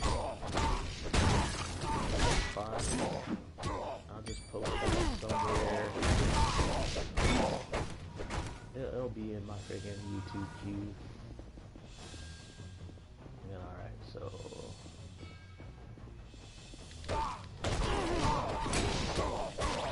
Yeah, look at that. This tracking is good. Very good. Oh, he got all kinds of things, so I'm not sure. Oh, what the? What did she think? You were just going around the... That was a funny guy. I'll give it up to the AI on that one. Yeah, I'm gonna cheese, but...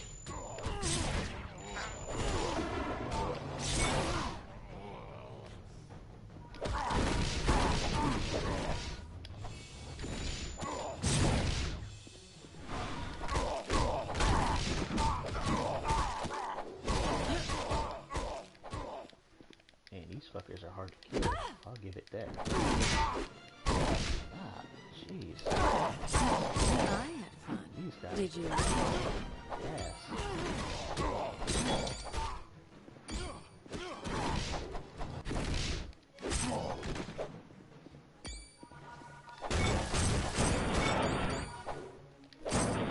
This is a map in terms of rooms and shit you gotta go through. Kill his ass. Thank you. Somebody got a crit. Yeah, Thor was the weak link on my squad. That's kind of sad. You say Thor is the weak link. Should've bring back Wolverine. Only about Thor and because I had to.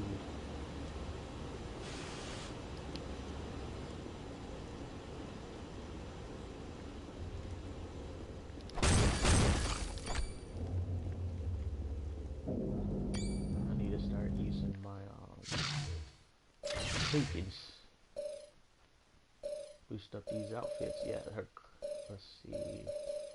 Who's that's Captain America? Yeah, her Agent of Shield. Okay, dodge. Okay, no, she only has dodge melee attacks. Okay. So yeah, this is, in my opinion, her best outfit. Because you can get an item to boost up her energy damage. See, bioenergy, mastery does makes her energy damage go up. Bioresistance, it doesn't do much, in my opinion. But yeah, so you definitely want to get these defense numbers up for these characters, because we are taking heavy damage. These enemies have no shield whatsoever.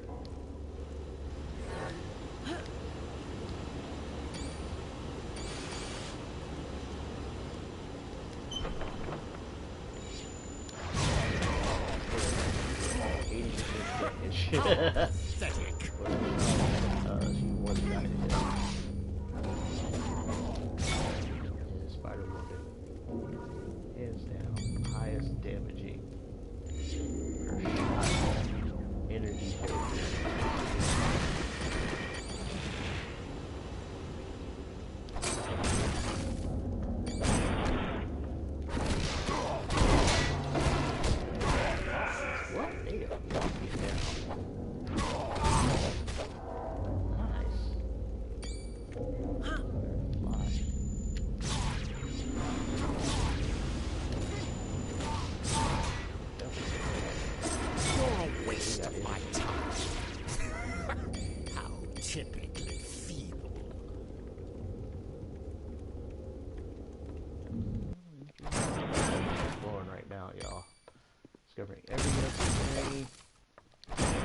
Action figures.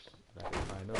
I need to find one more Black Panther action figure, but I don't know. They do have a cheat code for this game where it's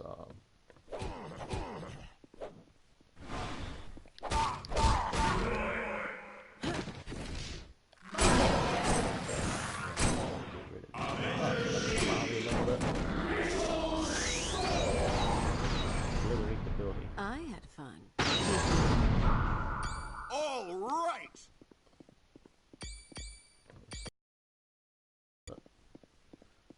All right, you go over there. Very well. Did all that shit just to open this door. Just let this retard down. Oh, I said the R sure. word. I'm sure somebody will probably watch this video and get offended.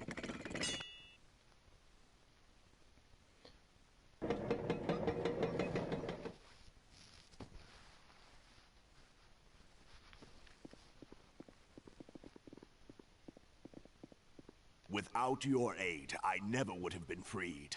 I would thank you and apologize to you. Long have I shown disdain for humans.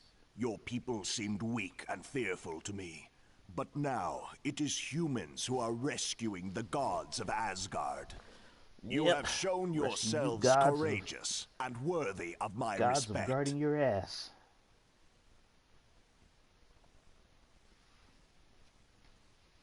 Allow me to create this portal to aid you in your travels. And now... Yay! It's a portal. Portal. Let's just jump into this drip. I don't know, a new slang term that got created, I think the last month and a half. Drip to describe clothing. Yes. New slang term, people. Drip. What we used to call your gear. It's good you have freed Tyr, but you must now do the same for Heimdall. You can find him through the door behind me.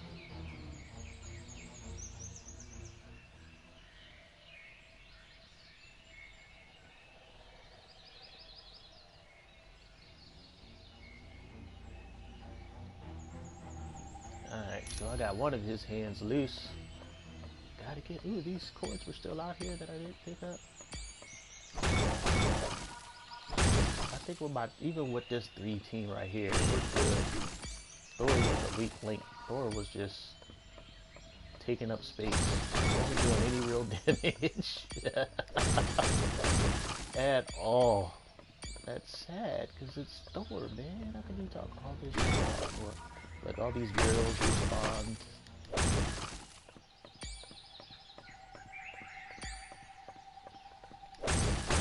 Should have called this an optimal gameplay video, because I'm sure some people would just go here, beat shit up, and go to the game.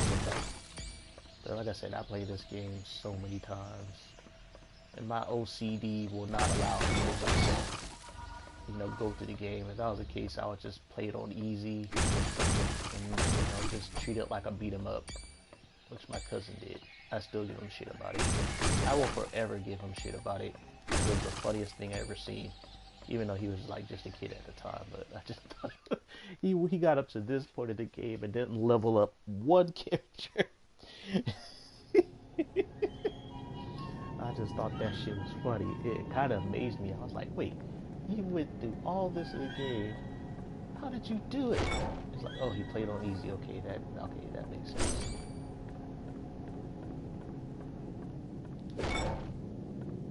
This game is not an easy game on normal. Know you that hit down the ramp starting the Bifrost Bridge. One can open the barn door. North and west. Barn door. Okay, so basically go through the map. Halt! You shall not pass! Okay, when did Clay Guardian start talking?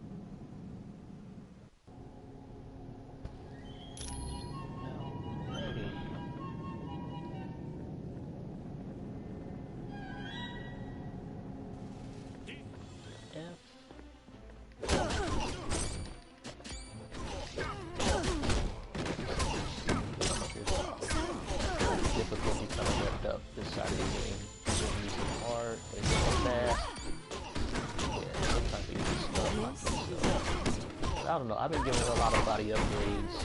I gotta say, she is more durable than Thor was. A lot more durable than Thor was.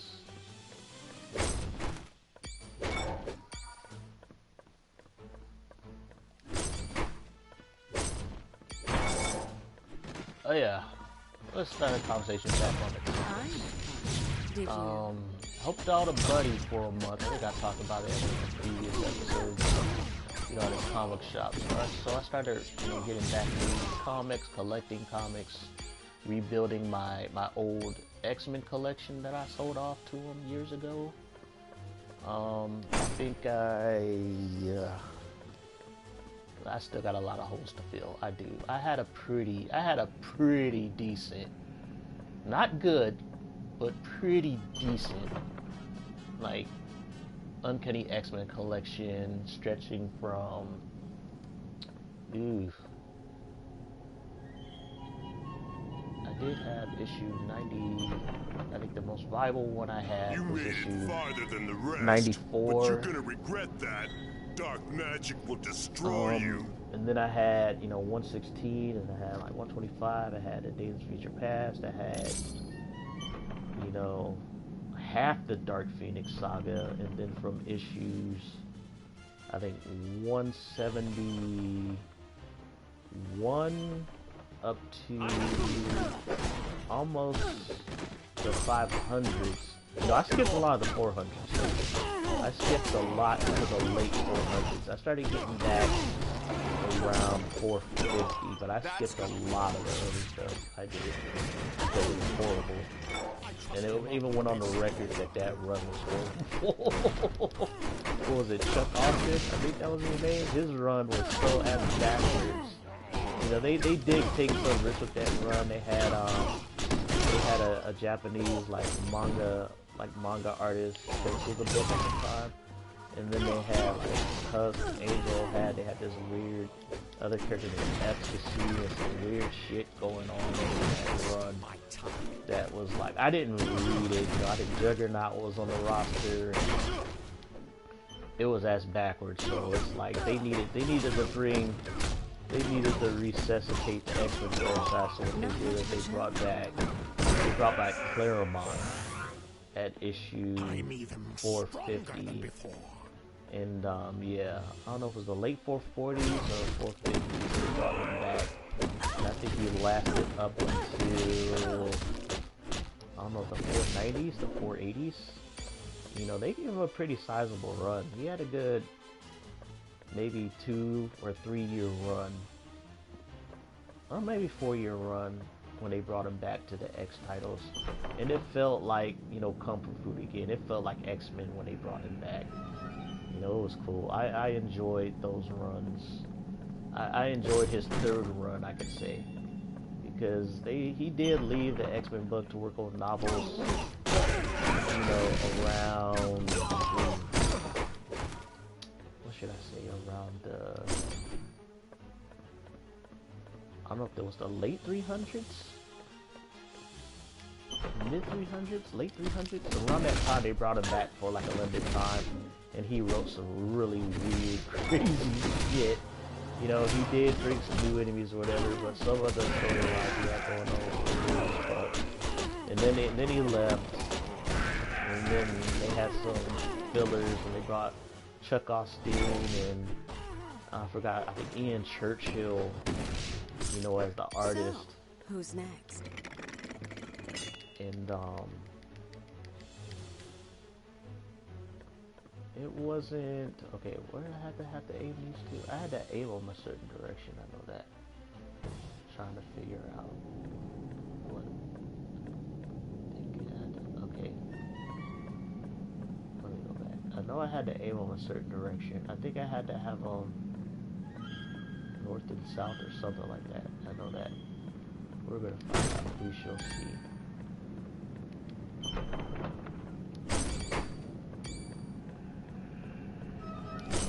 Yeah, the early 400 X-Men run was a clusterfuck. But as far as this year, I did get in the back to X-Men because I started watching some YouTube videos. It was like once it was funny because when House of X came out, I pretty much ignored it. I did. I ignored it. It was like Powers of X, House of X. It wasn't until I think I watched a video on when they talked about House of X #2 that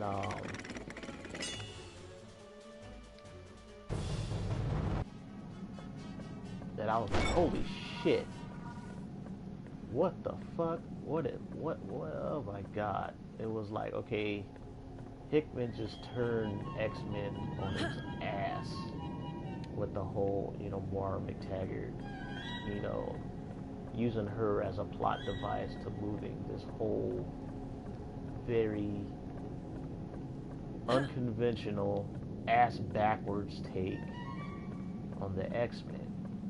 I'm not gonna lie, it was like, you know, he did try to, well, basically, what he did is, Moira McTaggart pretty much broke Charles Xavier.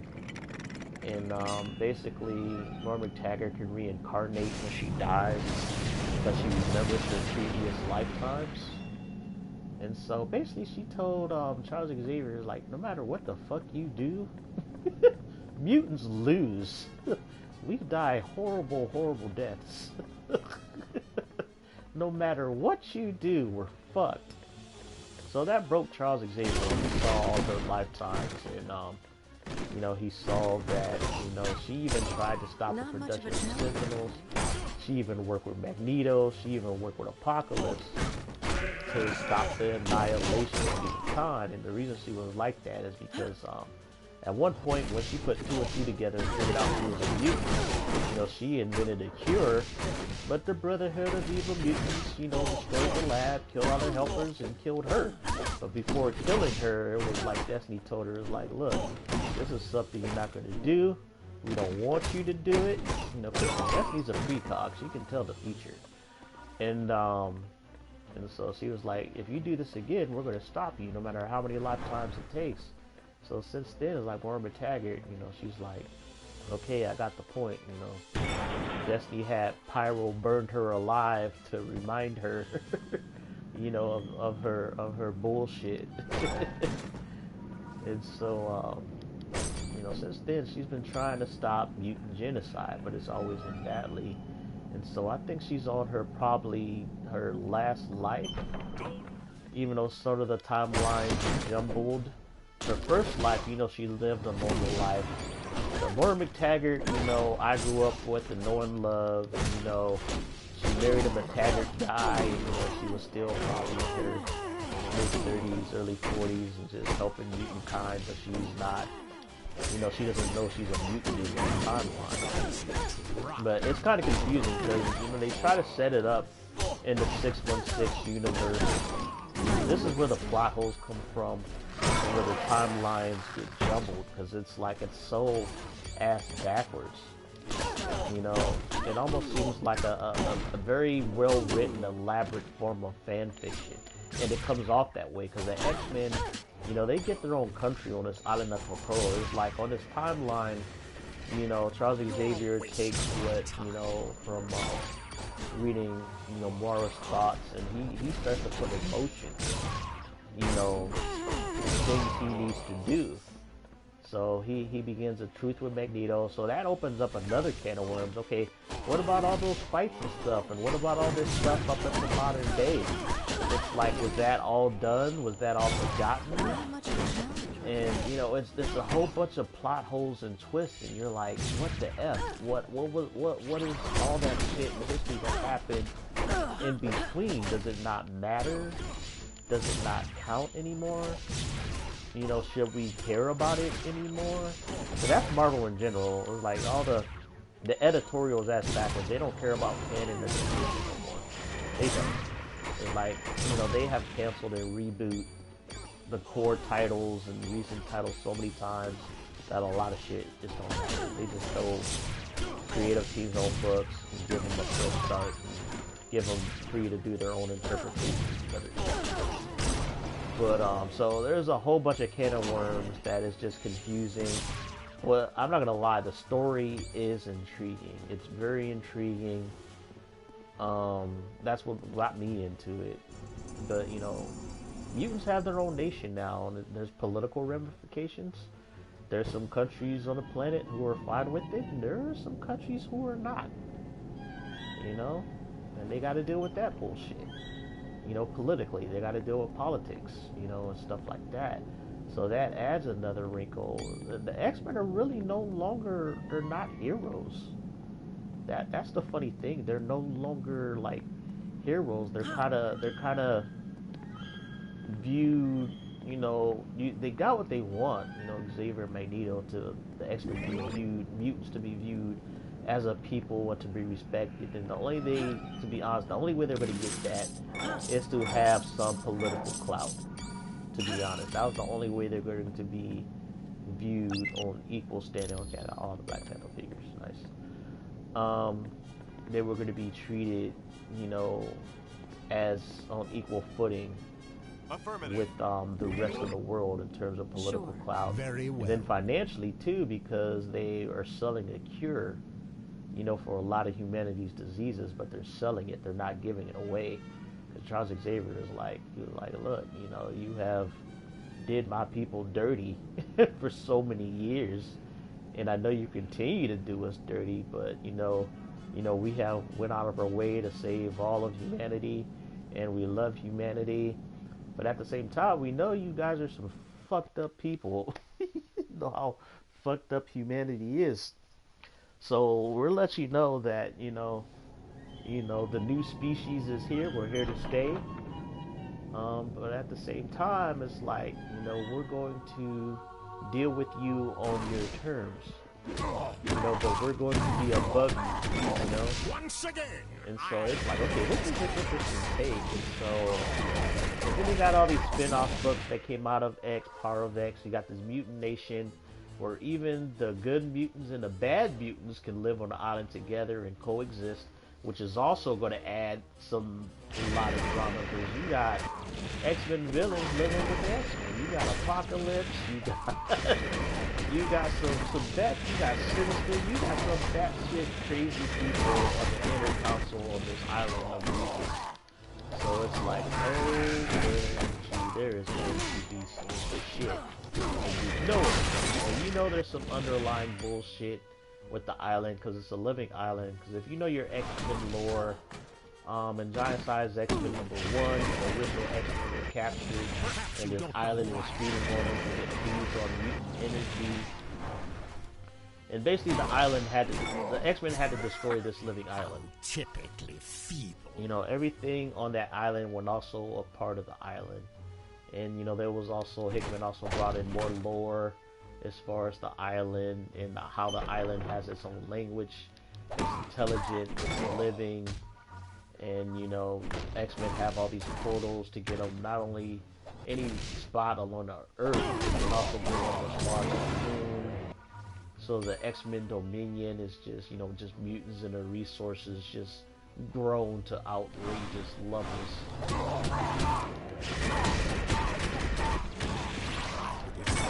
So it's just right now the X-Men right now they're a threat, you know, and you know they come off kind of like it's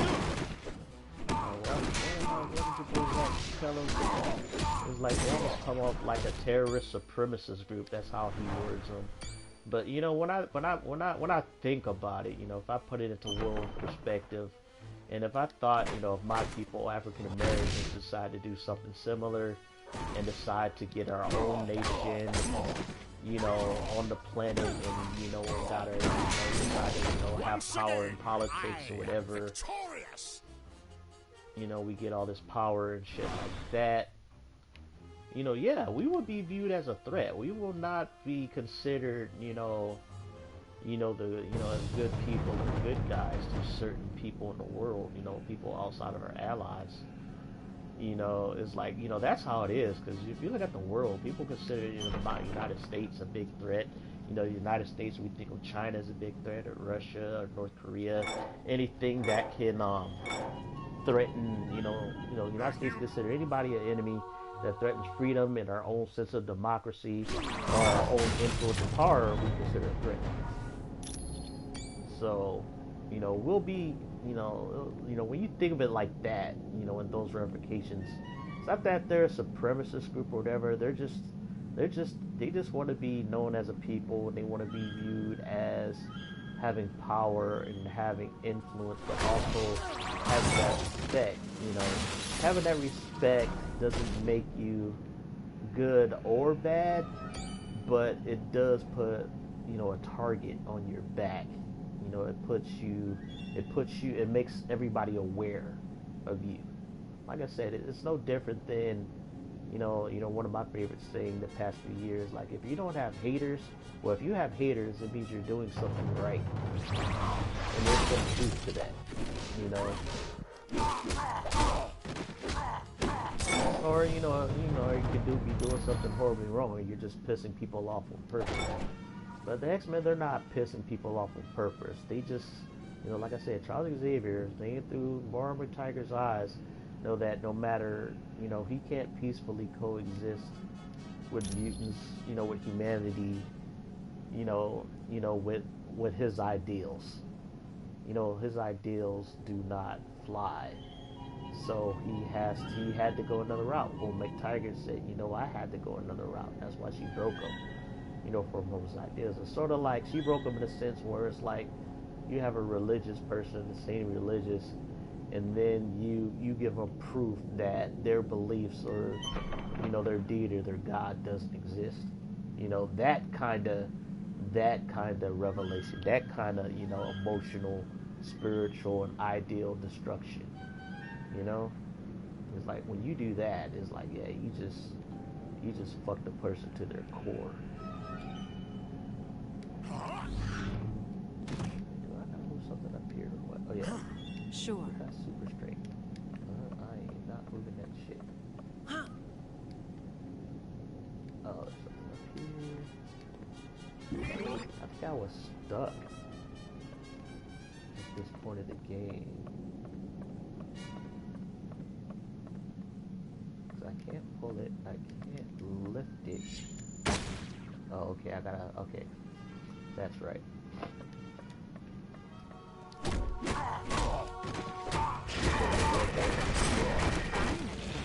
Did you?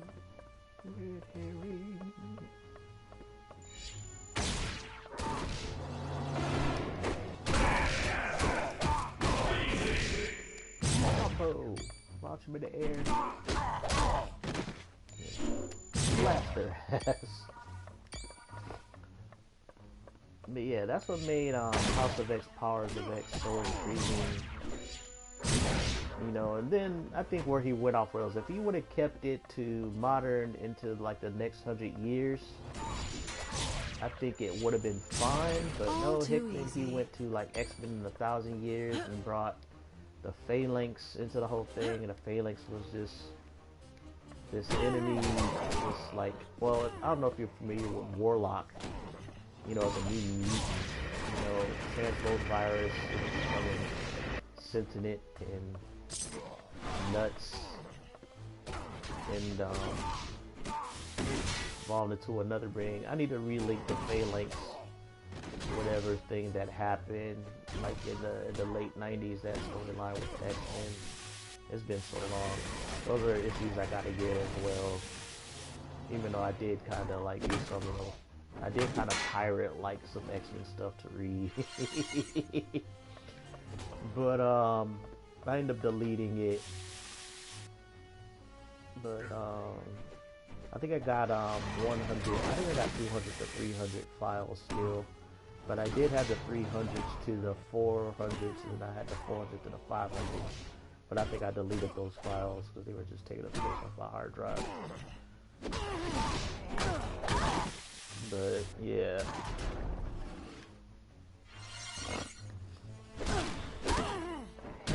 I don't think he needed the whole 1,000-year part of it. And there is some holes with this story. He does give himself just a way out. Like after a while, if these books totally lose their way and bomb, it kind of gives a way out for Marvel. It's like, okay, fuck it, we're ending this shit, and we can reset shit back to the way it was.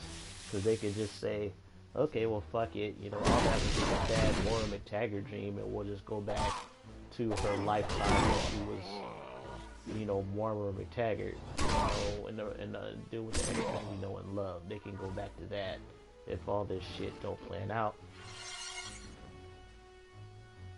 You know, after reading some of this stuff or watching the YouTube videos about the comics, it's like, out of all the books they put out, only like 3 of them are readable enough to want to take seriously. Like some of the other ones are like, what the fuck? You know, you have that, what the fuck are they doing? What is this shit about, you know? And some, you know, a lot of it's confusing. Hickman did bring a lot of unused, not as relevant X characters back to being relevant. You know, there's quite a bit of fan service to people who love the X-Men, mythos, and they brought back, you see appearances of certain characters you haven't seen in years, you know, being used, being thought of, or, you know, or being, being used also in creative ways. So that's cool, you know, I give them points for that. You know, otherwise, I would have wasted what I spent for number 1 and 2. I think I spent like $50 for House of X. Number 1 isn't worth that much, but since it's a variant cover, you know, the people charge me a grip for it. And I know number 2 by itself went for $25. I don't know how much going now. Marvel capitalized and released like at least, I think each book went up to 3rd or 4th printing. and they released those printings like not soon after the first print run sold out. So it's like, you know, the values of these books, I think outside of Naruto 2 is almost cover price because Marvel decided to get really greedy and like, hey, we need to do another print run. Oh shit, I forgot. Okay, so we gotta kill these fuckers. They got started. Got controls. Hey, she got us back. My target's down. There we go. Alright, so there's one. I'm on it. There you go, Cap. Let's do this.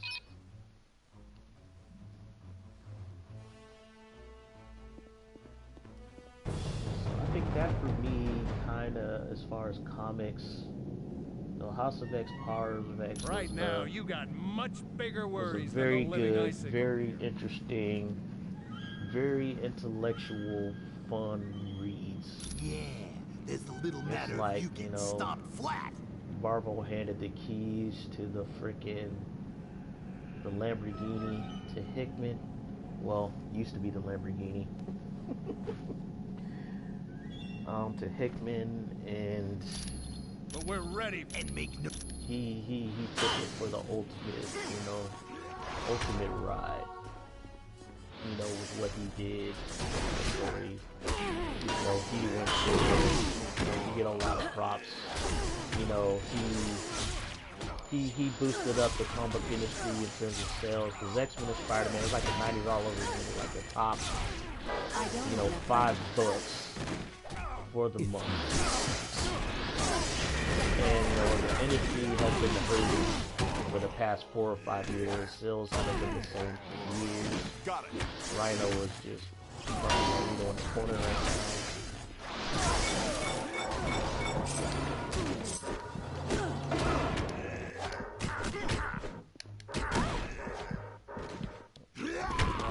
Not working.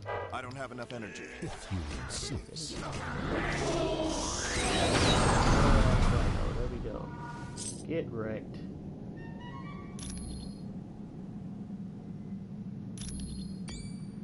Alright, so I gain a reputation level. Oh yeah, if you don't have that many people in your party, it also boosts the reputation level even faster. Alright, let's get some shit here. Okay, so I gotta release these cages. Yeah. Video games back then had a lot of puzzles. A lot of puzzles.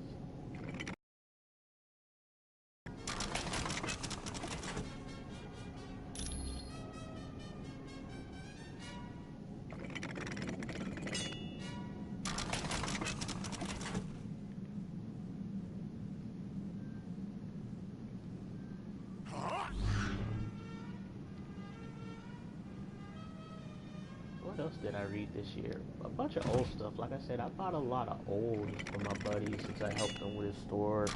Got a lot of old comics. Got some comics I wanted that came out like 4 or 5 years ago that he had on sale. Got some of the books from the SJW era.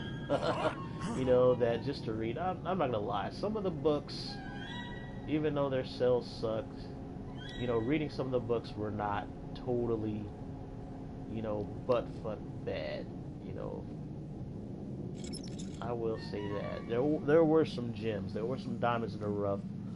There were some comics that had some really good, you know, ideas, had some really good takes that were actually, you know, fun reads, you know.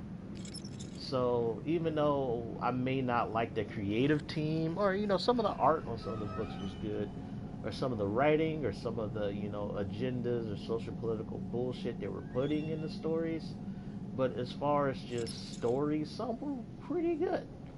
You know, like I said, you know, I used to be at SJW back in the 90s. If I was 20, you know, in this era, if I was a young adult, it is a good time to be a young adult. If you're in your, you know, your teens, your early 20s, it is a great time. You are in the right millennium. You know? Thank you, my friends. I owe you my life. So I will say that. Loki, the god of mischief, played his ultimate trick. My horn was taken from me. Would you be thank you? Now we gotta find his fucking horn. Let me talk to this guy. Hello again, my friends. I see you do not have my horn. Thank you. Okay, we can try to locate your horn. Somebody's horny. Could try to game fax it. You know, kind of cheat. But I know all these little side quest missions or whatever dictate what kind of endings you'll get. So you want to do these things? To be honest, you know, some have benefits, some have consequences. You know, I will say that some have benefits, some have consequences.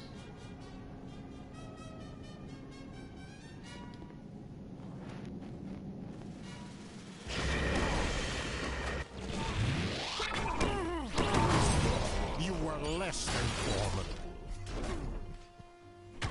Yeah, it's like you thought shield freaking testicle of doom. Just murder stuff. Even though the hit detection is not. Look at that, one shot it. One shot it. There's the horn. Yay! Whose simulator disc was that? Did I get it? No. That was dead cool. Okay. So I gotta fly across. Get the horn. Oh, got myself a bridge. Nice. So my homies can run across with me. If it was just right here, his ass could have got it. Shit.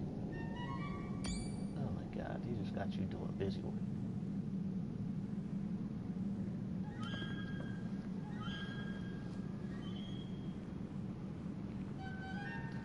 The funny thing is like, you know, I admit, like, during my era, you know, we had artists and creatives who tried to do their take on characters and stuff. That probably, you know, pissed off, you know, the older generation. Praise Odin. So it's like, I can't be too hard on people, on the creators or whatever at this time. But I think the difference was like, even then, you know, you still, like I said, Marvel had editors. You still had to work within the confine of continuity in Marvel's tradition. You know, you still had that. You still had that set of restrictions on you. You know, you couldn't just go in there and just totally do what you want. Courage. You had best work quickly then, for I may very well free all of Asgard off. You know, but now, no, it's a free for all. It's a free for all at Marvel. It is. You know, they're just like, all right, we're gonna put you in this book. You know, we're gonna throw some money at you and do what you will, my friend. Make it good. Make us some money. It's not like make us a shitload of money. No, it's make us some money. You know, as long as you sell. You know, as long as, you know, well, we got deep pockets, so we got that Disney cash from the movies and stuff. It's like, yeah, your book can sell only like 8,000 copies, and yet we'll still publish it. And that's pretty damn sad. I remember back in the day, if you sold below like 30,000 back in the 90s as a Marvel or DC book, oh, they canceled that shit. Pleasant surprise. Have you put on weight? No. I'm as fit as ever, Enchantress. And I really do admire your hair. The color looks almost natural. Oh, how amusing. Executioner? Kill her. Perhaps we should question her and find out what the heroes are planning.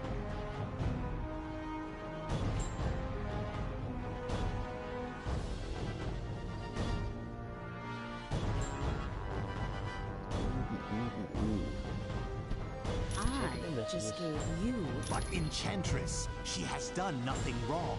Yep, at least they got that character right in one of the last Thor movies. Looks like two can play the seduction game. Yeah, that's right, her pheromones. Spider-Woman's pheromones. Whenever she gets kind of stressed or nervous, she releases pheromones that makes the opposite sex get kind of slightly thirsty or appeal to her charms. I don't know. I am very confused. And now that we're done with the pleasantries, tell me... A member of your team already knows. Or at least suspects. That's impossible. I'll tell you nothing more. You gotta treat her. Oh shit.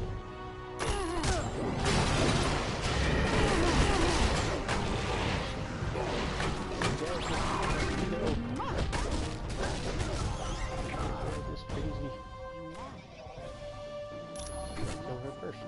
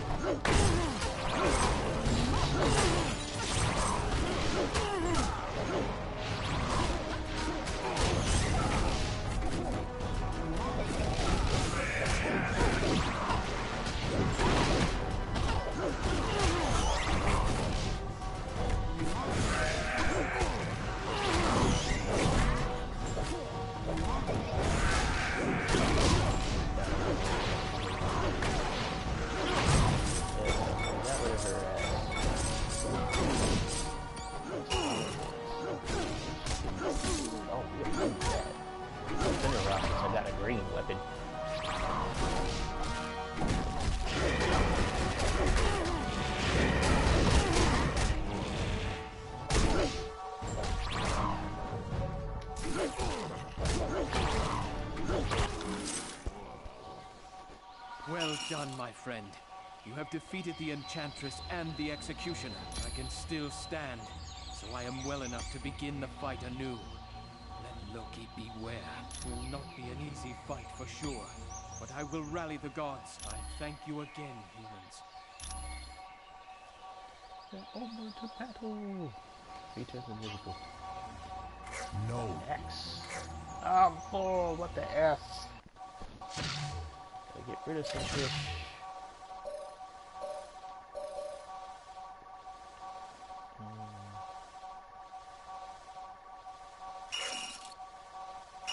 Yeah, a lot of this shit is kind of worthless unless you plan on soloing with certain characters.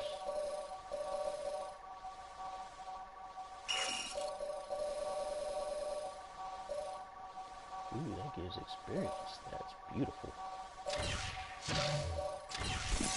So you can power level people just a slight bit faster than usual. Finishers do double damage. Okay. Finisher meaning throws? I think so.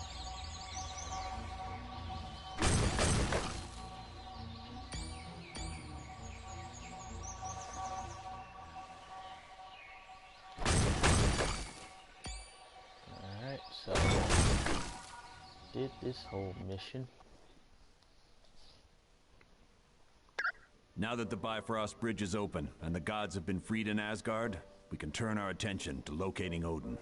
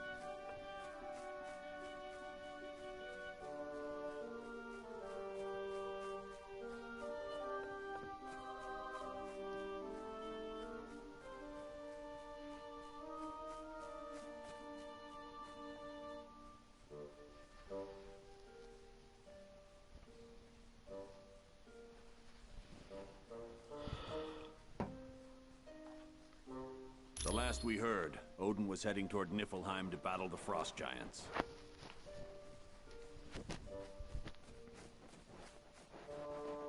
I doubt he's in trouble. But just to be sure, your next mission is to go. For more information on helping Odin, talk to Lady Sif. If you want to leave right now... Ooh, man. For the demise of Odin? No, we must not demise Odin. We have to save him. Man, Thor, you were so disappointing, bro. Who was I supposed to talk to? Oh yeah, Lady Sif. Lady Sif. I don't want to revive that ass. Like, he is useless. You know, maybe on another playthrough, you know, I could do something with him. But right now, he is garbage. Garbage. Should I bring back Cyclops? I'll bring back Wolverine. I need a boss killer. Wolverine. Wolverine's my boss killer, so...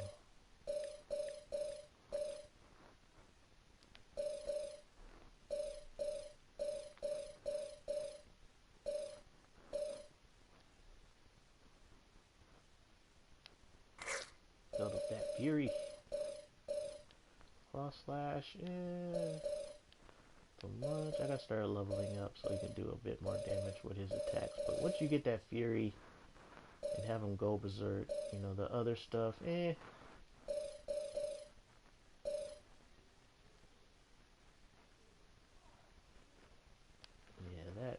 that shield charge is useless.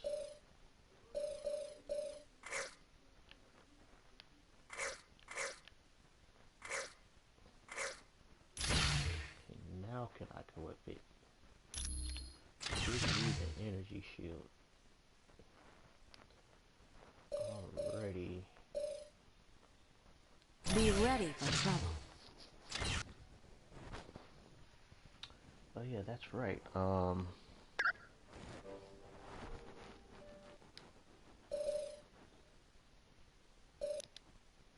got a team point to increase my roster. It's not going to be my most maximal Let's Play.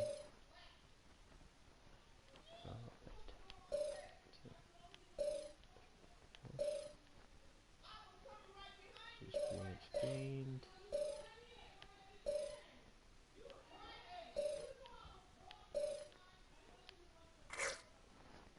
Be swift and merciless.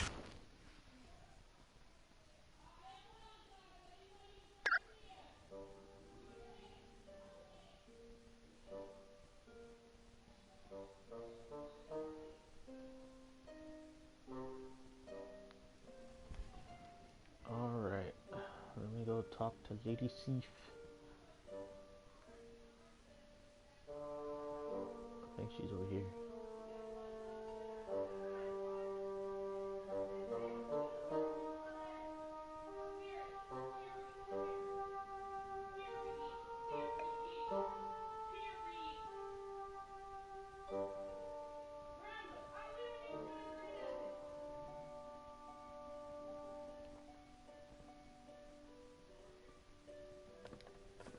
Greetings, human. I would ask that you travel to Niflheim to see how Odin fared. Odin in danger.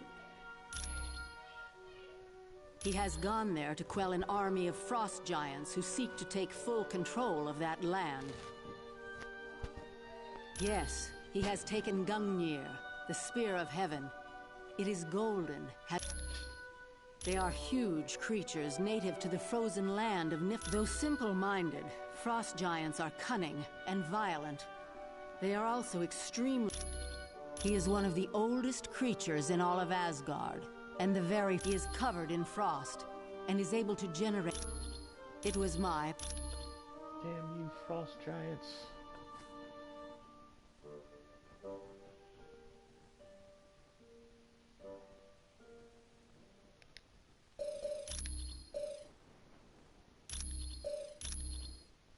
Alright, people, I am going to end this very long, very vocal,